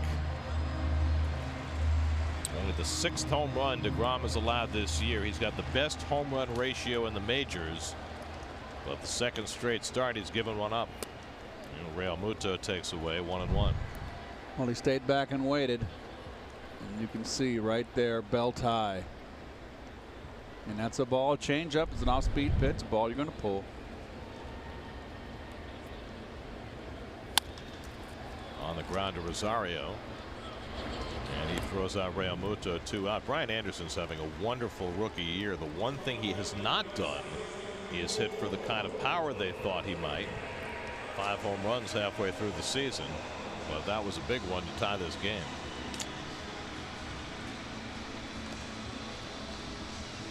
All this emphasis on home runs. Well, the home run He's is 24 years of age, his first year in the big leagues. Home runs produced every run in this game.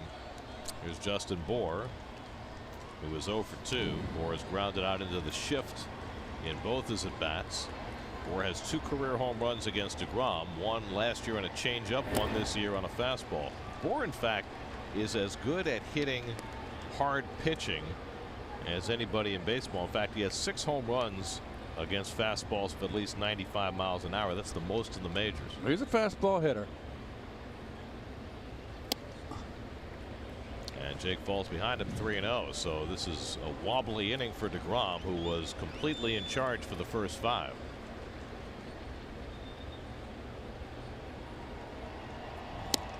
And he walks Bour on 4 pitches, his first walk of the afternoon.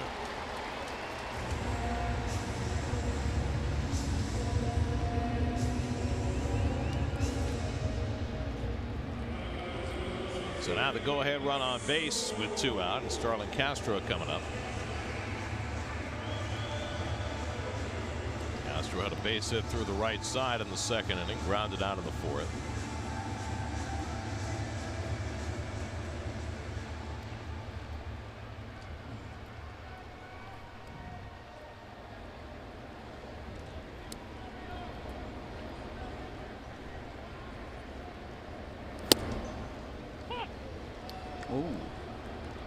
Borderline strike. Would you play behind Bour in this spot? I would hold him on. He's a little more deceptive than you think. Line into right center, and that's going to be down for a base hit for Castro. Bour is going to try to go to third, and he'll make it easily. And the Marlins, with their 3rd hit of the inning, have 1st and 3rd with 2 out. And all of a sudden, Jacob deGrom looking quite vulnerable.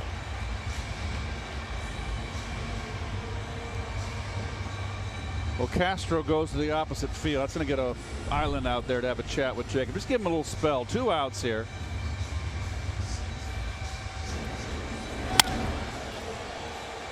That's the 2nd base hit of the evening for Castro, both to right center field.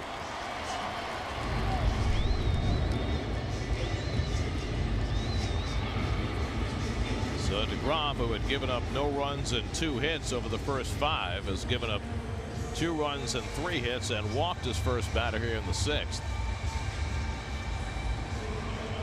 Jake pitching on a full week of rest. There's certainly no reason why he should be out of gas. No bullpen action as of yet. You see Seth Lugo standing there, just moved back to the bullpen yesterday, and that certainly is a comfort for a beleaguered Mets bullpen. Well, only the 2nd at bat for the Marlins tonight, with a runner in scoring position. 1st and 3rd and 2 out, and JT Riddle, who's been overmatched his first 2 at bats, struck out both times. DeGrom trying to right the ship, and he misses upstairs with a fastball for ball 1. His velocity has certainly backed up a little bit. He was 97 early in the game. He's more 94 now. Up over 80 pitches for the day. 24 in this inning. Good slider. A good breaking ball, and it's 1-1. Boy, he's got that sharp, late, tight breaking ball down and in the left-handers. It's just a really wicked pitch. Evil. Bour at 3rd, Castro at 1st with 2 out. And Riddle tops one up the line. It hugs it, stays fair, and Bour can't make the tag. And the Marlins take the lead. Oh, my God. Wilmer waited for the ball to come to him, and Riddle went right by. No tag. Bour is in. 3-2 Miami.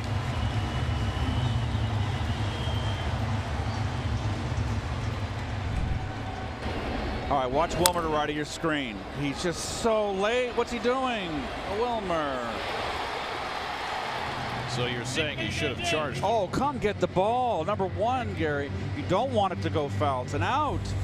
Go get the ball. Don't wait. And also DeGrom headed toward the ball rather than heading toward the bag. DeGrom. So, well, there's your defense for you. So it's an infield hit for Riddle to drive in the go-ahead run. And disaster befalling DeGrom here in the 6th inning. That is, I mean, Wilmer's out of position, number one. Okay.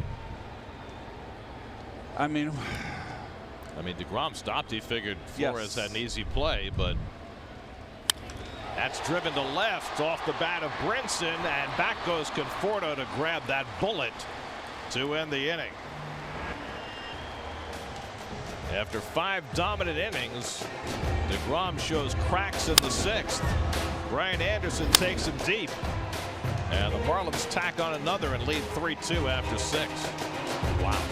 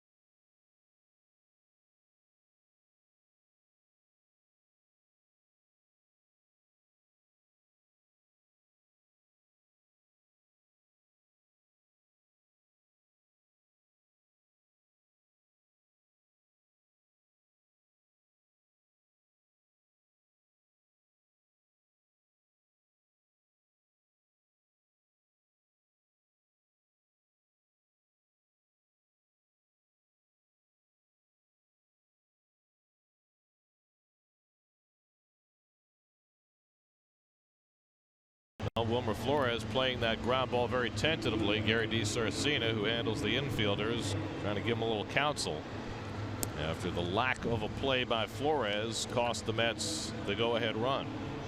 No one feels worse than Wilmer, and Wilmer's playing out of position. But there's another tutorial in the middle of a season. And defense, in the long run, it counts. Especially when you're playing close games every day, which the Mets have been. They keep getting good pitching, not much offense, so it gives them very little margin for error, and the defense lets them down again. Boy, oh boy. Now, no one feels worse than Wilmer, but when you're coming in and charging too, you've got the view of the runner coming to you, so you know your decision. You can get there, get the ball, make the tag halfway up the line, halfway down the line. Now the left-hander Adam Conley comes in to pitch the 7th inning for the Marlins. He's found a home in the bullpen after 3 uneven years as a starter. Rosario's been on base twice with a single and an intentional walk.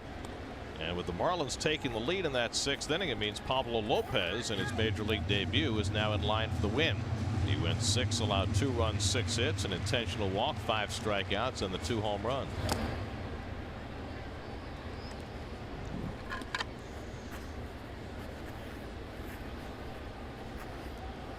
Rosario on base 3 times last night, 2 more times today. Jose Reyes on deck to pinch hit for DeGrom. And it's pulled down to third. And Rivera makes the throw on target to get Rosario 1 away. Well, here we're going to look at the play again, Wilmer. Now focus on Wilmer to right of your screen. Look at the hesitation. He did not know what to do. And I don't even think he had an idea where DeGrom was. He knew DeGrom was coming. DeGrom knew, okay, he assumed that Wilmer was going to charge. The thing is, if Wilmer busts it to the ball, then DeGrom's going to bust it to first base, right? If you've got a good first baseman, and Wilmer is a first baseman that's familiar with the position, and Wilmer's not, and he had indecision. The first baseman's calling off the pitcher right in the get-go on the charge, because you know coming in that you can come get that ball. Number one, you don't want that ball to hit the lip of the grass and go foul. You want to come get it and make the tag. The runner's in plain view as you're charging the ball, so you have an idea where the runner is, and you call off the pitcher. And that's just inexperience on Wilmer's part and indecision. And defense is not a plus with his ball club. 1-2 to Reyes, pinch hitting. He takes a fastball that makes him move his feet. Wilmer is playing his 88th career game at first base today. Yes. And those are plays that you can't script, Garrett, okay? You can't go into spring training and script that, okay, with men on base, and even without men on base. Those are plays that cannot be scripted, that you work on. So Wilmer knows, okay, if that happens, I got to do this. Those are plays that you got to be instinctual. And you know, I was a first baseman my whole life, so that was instinctual for me. Riddle fields the grounder, throws low, but Bohr digs it out, and they're 2 out. You know, Wilmer's a second baseman, third baseman, and he's a middle, you know, and he's not an experience, as Gary said, little over 80 games at first base. And that's probably the first time that kind of play has happened for him, and you saw the indecision. I think it could cost you a ball game. I think that he thought when the ball was first hit that either A, DeGrom was going to field it, or B, it was going to go foul. But you always want to keep a pitcher, and even though as athletic as DeGrom is and a good fielder, you want to keep the pitcher out of every play if you possibly can. Now Nimmo bats with 2 out and nobody on. Another rough day for Nimmo. Struck out twice and grounded out. Now facing a tough lefty in Conley. And he lifts one to left field, pretty well hit, but Dietrich goes back to the edge of the warning track to get it, and that retires the side. Conley sets the Mets down 1-2-3 after the Marlins take the lead. Stretch time 3-2 Miami.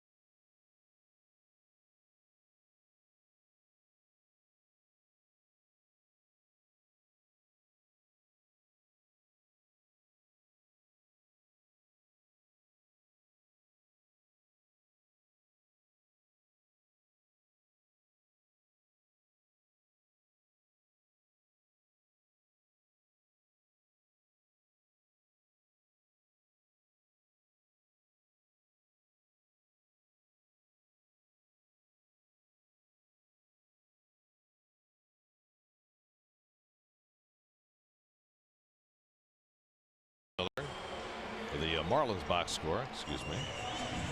Two-run homer by Brian Anderson tied the game. JT Riddle beating out the infield hit that put the Marlins in front. Jacob deGrom goes another start without a win, and Robert Gsellman will come in to pitch the bottom of the seventh. He could get the loss. And Gsellman's had a tough time his last 3 times out. He needs to kind of right the ship here. Focus on getting that sinker down. I'm a little surprised to see Gsellman and not Seth Lugo in this game. Lugo hasn't pitched since Monday. They moved him to the bullpen specifically to try and keep these close games close, but it's Gsellman who gets the first call.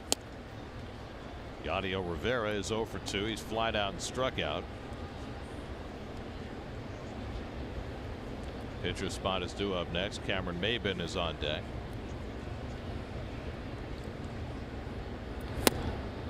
And Gsellman runs the sinker low and in, 2-1.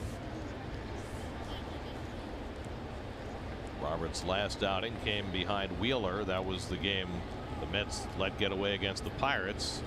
Wheeler left with a 3-0 lead in the 8th. Gsellman gave up 1 run, and then Familia got tagged for 4 in the 9th as the Mets let that game slip away. Boy, this is just one thing after the next with this ball club. It is just stunning.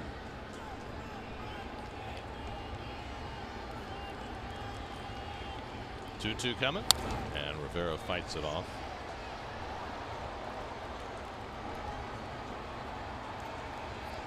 "11 straight series without a series victory. 5-20 in the month of June. If the Mets were to lose this game today, this would be the worst June in the history of the franchise. And they're down 3-2 now in the 7th. Just off the plate, and it's 3-2 to Rivera. 1993, the Mets lost 103 games. They went 6-21 in June that year. That's the year they fired the general manager, fired the manager. Had to win the last 6 in order to lose only 103.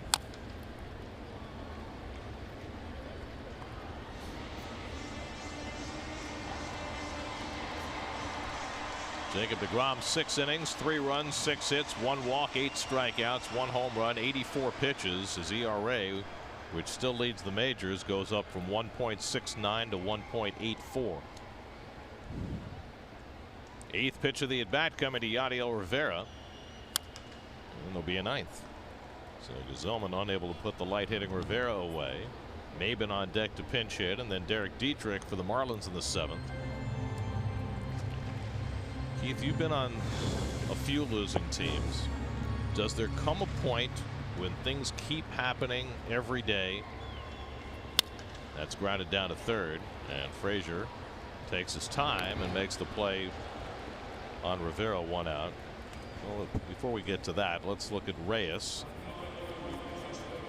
because during that last half inning, Reyes pinch hit and hit this ground ball and made only a half-hearted effort to run to first base. The throw ended up being in the dirt, and Mickey Callaway, I do not think, liked that at all. Well, we don't know what is being said. I'm not a lip reader, but I gotta believe, you know, this is probably asked him, are you hurt? If you're not, what's the story?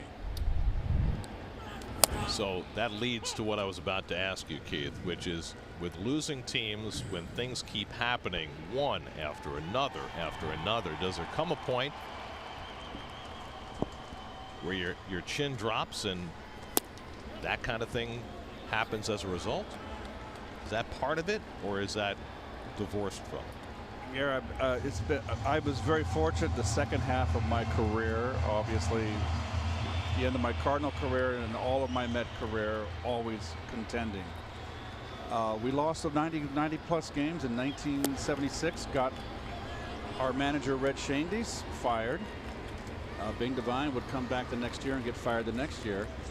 I think you get numb to it when you're out of it.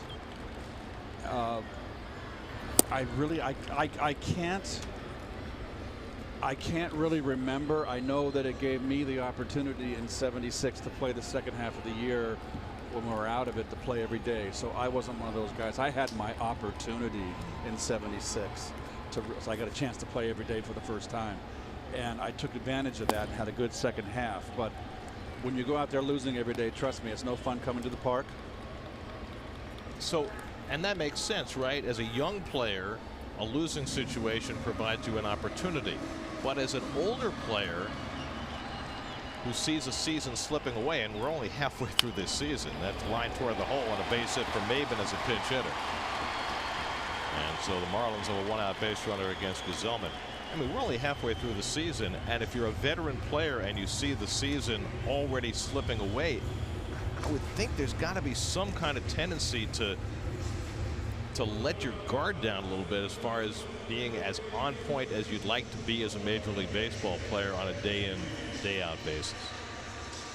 Well, the veteran players are supposed to be the ones that set the tone and set the example for the young players.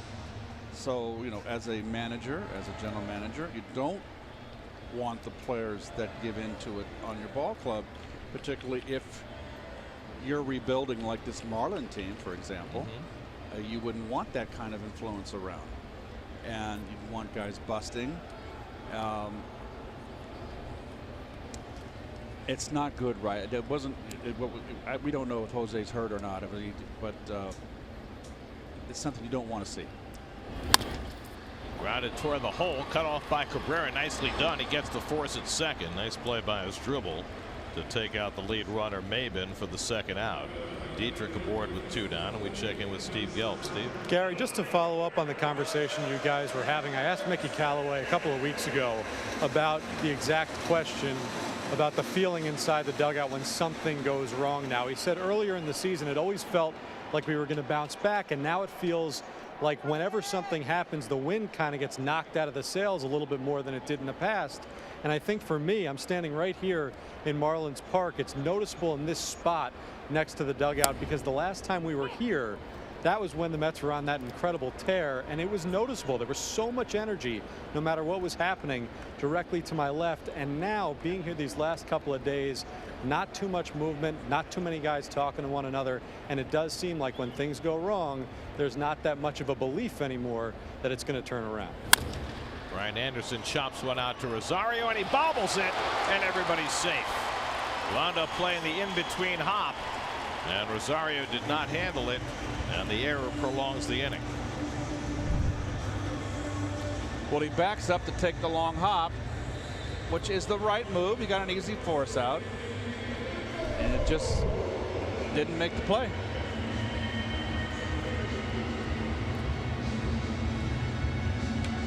Just want to make one more point about what we were talking about, Keith. You know, you mentioned the Marlins.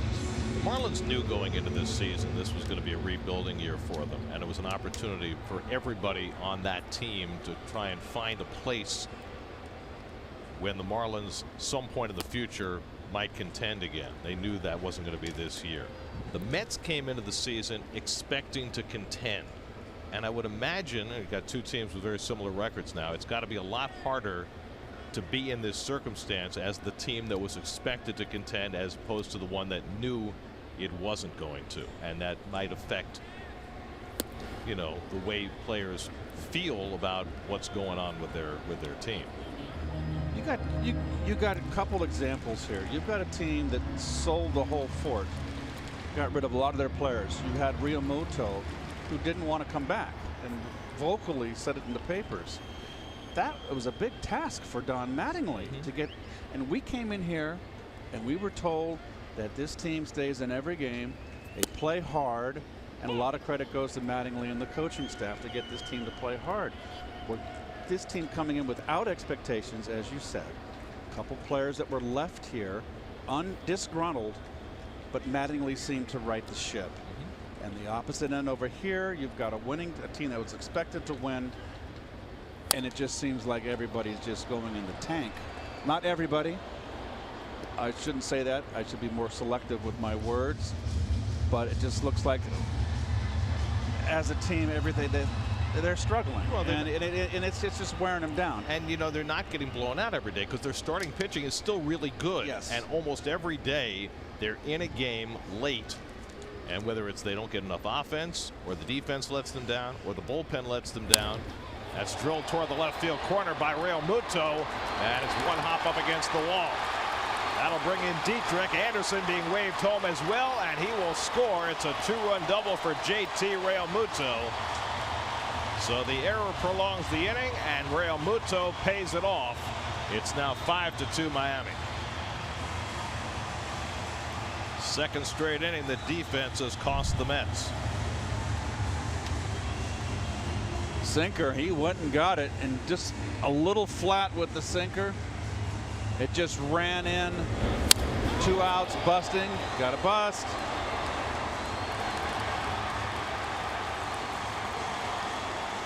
And this game, it seems like every mistake that the Mets make, it just blows up.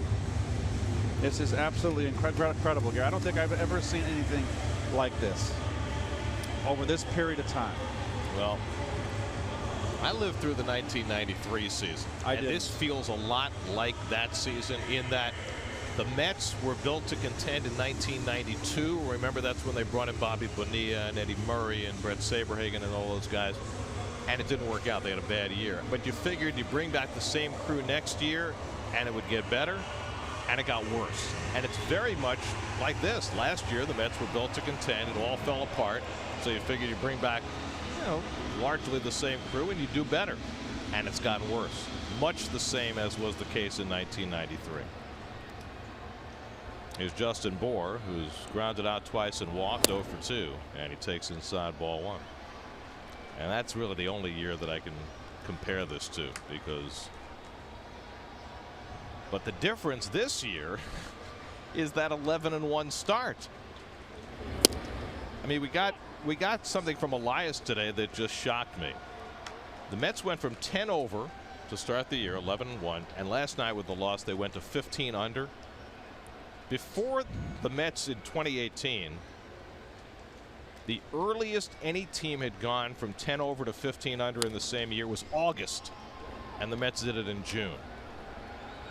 The fastest any team had gone from 10 over to 15 under was the 2002 Cleveland Indians, who went to 15 under on August 3rd, and the Mets did it June 29th. More than a month earlier than any team had ever gone from that high a perch to this low an ebb. It's amazing.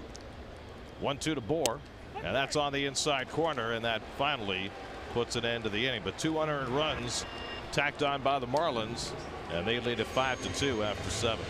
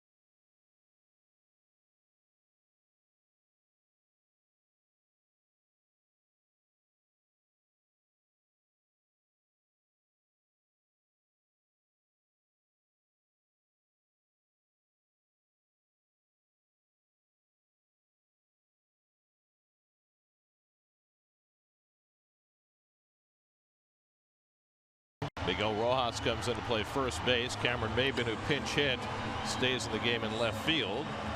And Drew Steckenrider will pitch the 8th inning for Miami.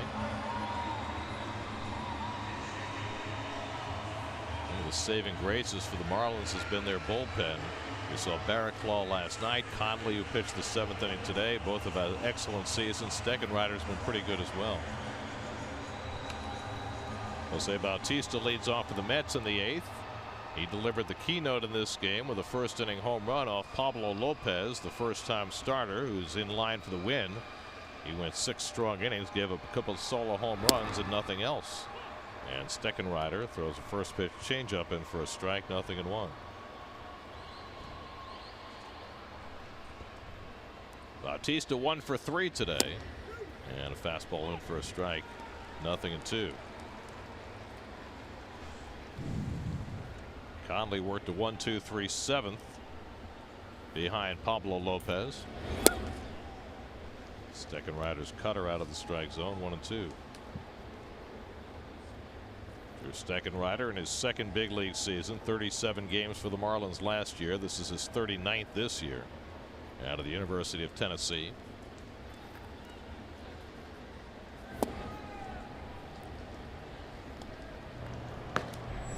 Anthony Swarzak up in the Mets bullpen.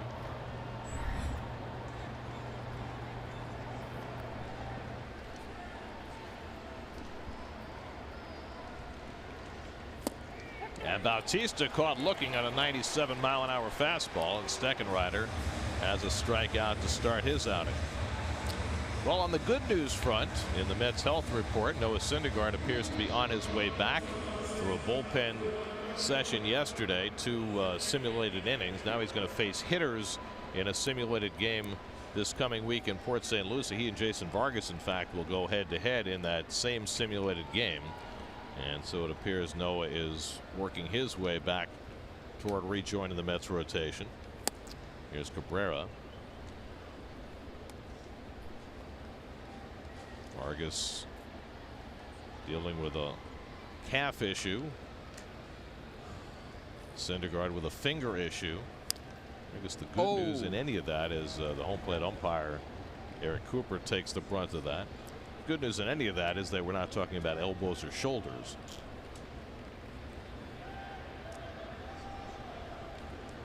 Vargas's issue is being able to field his position. His arm is perfectly fine. He can pitch right now. The reason why he was taken out of his scheduled start was because he was afraid he couldn't cover first base. And you see Cooper took that right on the elbow.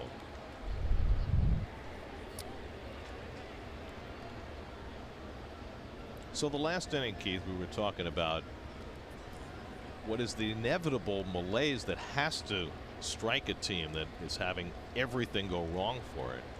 So I guess the next question is, if you're the manager of that kind of a team, as this one's popped up into shallow right, and Castro goes out to get a 2 out.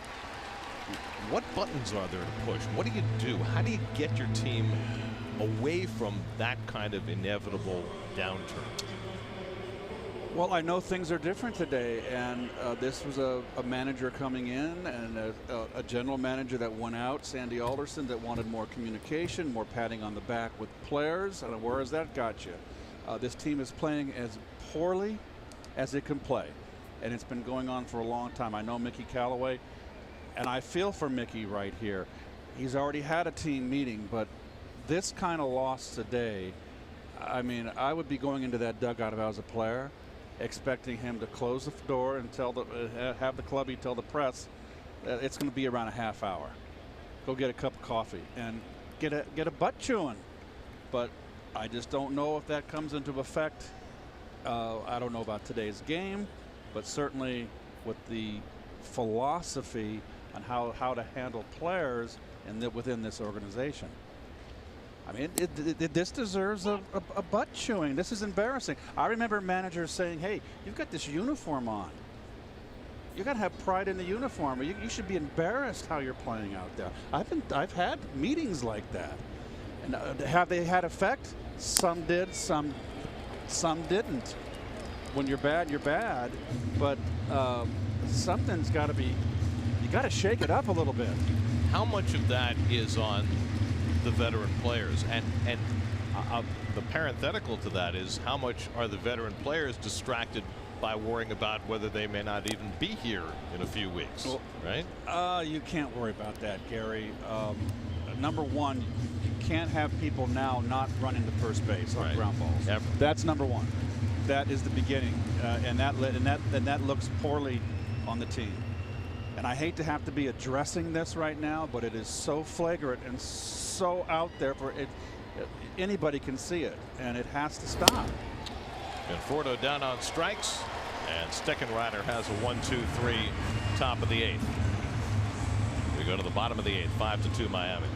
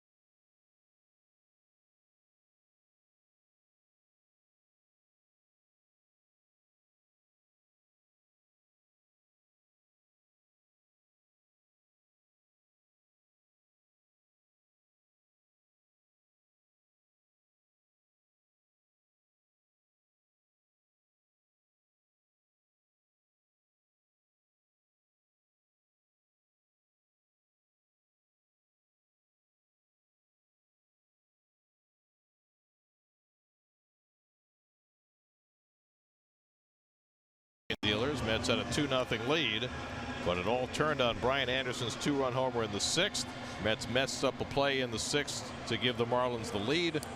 An error in the 7th opened up the door for 2 more runs, and the Mets find themselves 3 runs down. Could be worse. It could be the Detroit Tigers, who lost their 11th in a row today on a Justin Smoke walk-off home run in the bottom of the 9th in Toronto. The Brewers have been dominating the Reds. They've beaten them 7 straight times, and they lead them today. The Cubs outscored the Twins 14-9. Cubs have been scoring a slew of runs. That's 3 straight double-digit totals for them. Out-of-town scores brought to you by Altice One from Optimum, and this is Anthony Swarzak to pitch the bottom of the 8th. Well, Swarzak's last outing came in kind of quickly, gave it up. It's been a tough comeback for him since the oblique injury that he suffered in spring. Starlin Castro had a base hit in that 6th inning where the Marlins took the lead. His single moved Justin Bohr to third. Bohr scored on JT Riddle's infield dribbler, and the Marlins have been in front ever since. Castro's 2 for 3 on the day. Both his hits have gone to right center. DeGrom went 6, allowed 3 runs, 6 hits, a walk, 8 strikeouts. He's in line for the loss. Robert Gesellman gave up 2 unearned runs in the 7th. And now Swarzak pitching the 8th. JT Riddle on deck, then Lewis Brinson from Miami.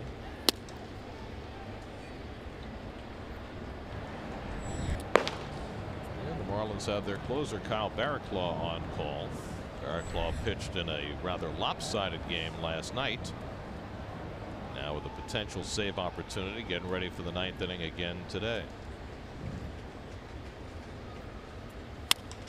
Lined over short, base hit for Castro, his 3rd hit of the day. Yeah. Castro, very fine hitter. He's been doing this since he first came up with the Cubs. Wake up with Betty, Dan, Byron, Marissa, and the rest of the Pix 11 Morning News crew with breaking news, traffic, and sports, plus the latest weather to keep you in the know.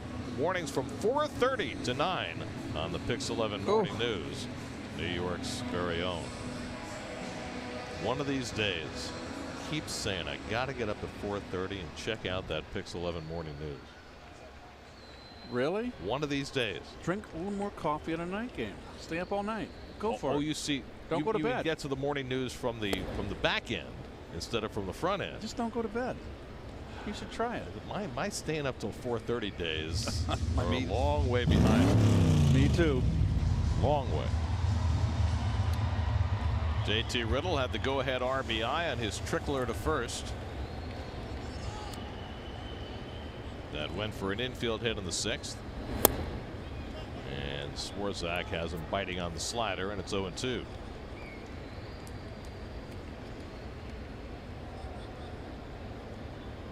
Wouldn't you love to be at Wrigley Field on the days the winds are blowing out? Cubs scored 10 yesterday and 14 today. Yes, sir. The westerly wind, which is the summer breeze. At Wrigley Field meant the wind was blowing out to right field. The summer breeze makes you feel fine. That's why Frank Sinatra sang that song. That one too, yeah. The summer wind. Tied it in with Chicago. Lewis Brinson on deck.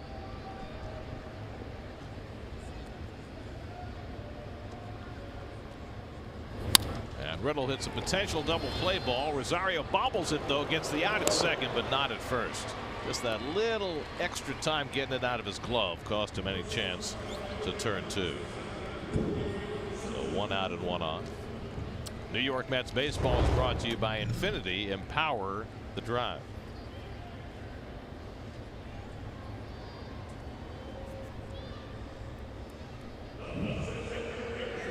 So here's Brinson, who's 1 for 3, an infield hit in the 3rd.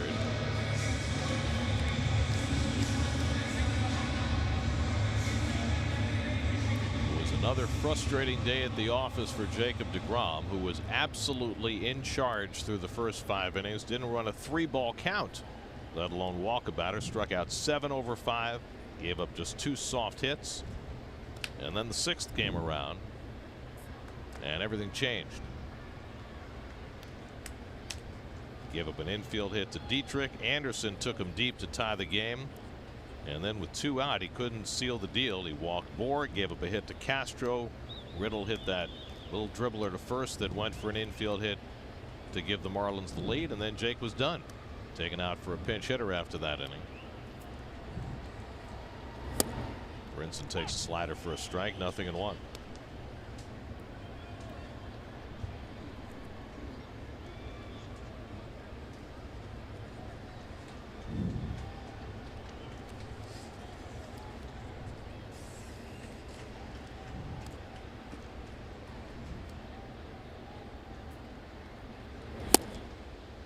That slider catches the corner, and it's 0-2.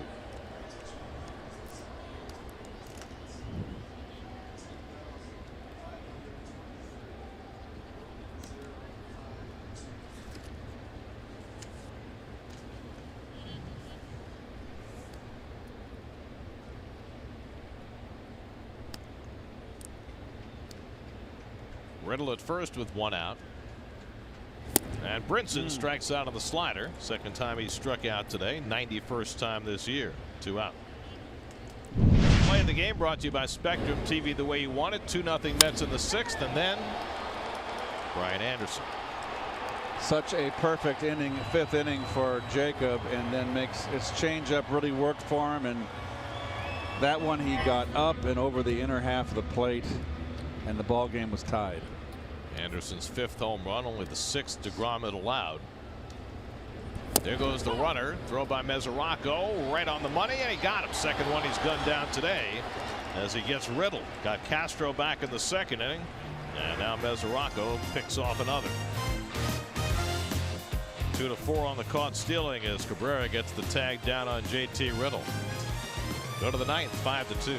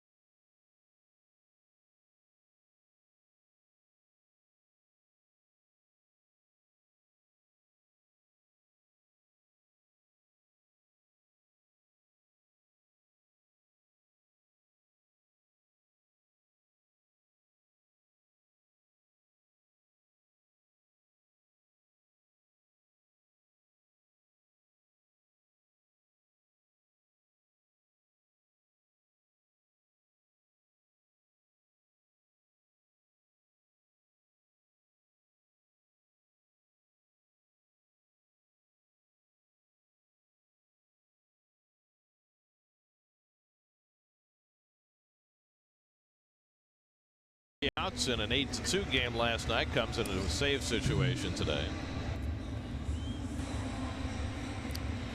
Mets in-game box brought to you by your Tri-Honda dealer. Solo home runs by Bautista and Frazier gave the Mets a 2-0 lead, but they've done nothing since.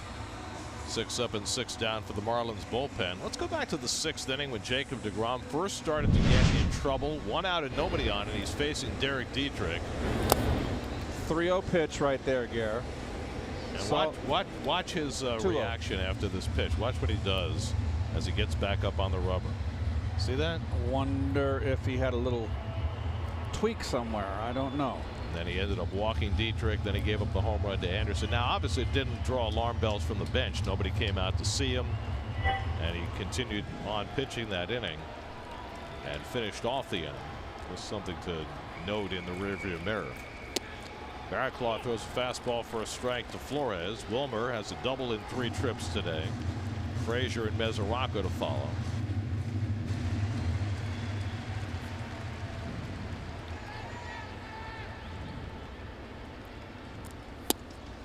I mean, going back to that 6th inning, Jake faced 1, 2, 3, 4, 5 more batters before Dave Allen visited the mound. So obviously nobody in the dugout was concerned about anything as far as his health.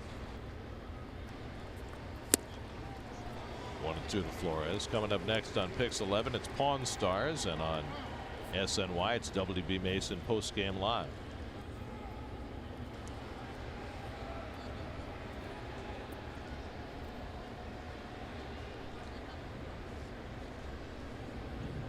One two from Barraclough, and Wilmer pops one up into shallow center. Castro calls as he goes. 1 out. Our next Pix telecast is Saturday, July 14th, when the Mets meet the Nationals. Coverage begins at 3:30 with Spectrum Pix pregame right here on Pix 11, New York's very own. Now Frazier, who homered on an 0-2 pitch in the 6th inning, his 9th home run of the year. Mets have not had another base runner since. 8 in a row retired. And in the meantime, the Marlins got 3 in the 6th and 2 in the 7th to take this 3-run lead. And Todd takes a fastball for a strike. Well, what do you think Pablo Lopez is thinking right about now? 22-year-old from Venezuela, big league debut today. He's 2 outs away from a win in his debut.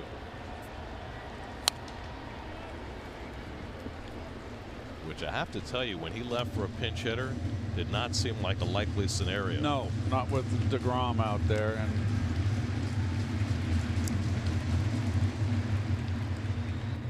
boy, oh boy. And the smile off of Nimmo is erased. This is tough times. Frazier chases one out of the strike zone. Barraclough has a strikeout, and the Mets are down to their final out of the day.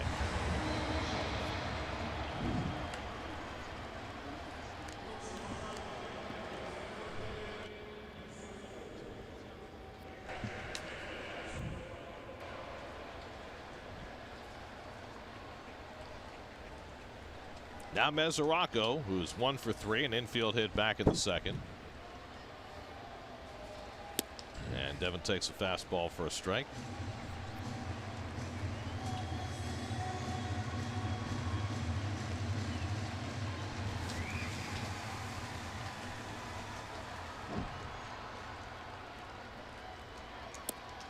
And now 0-2. And the Mets are down to their final strike.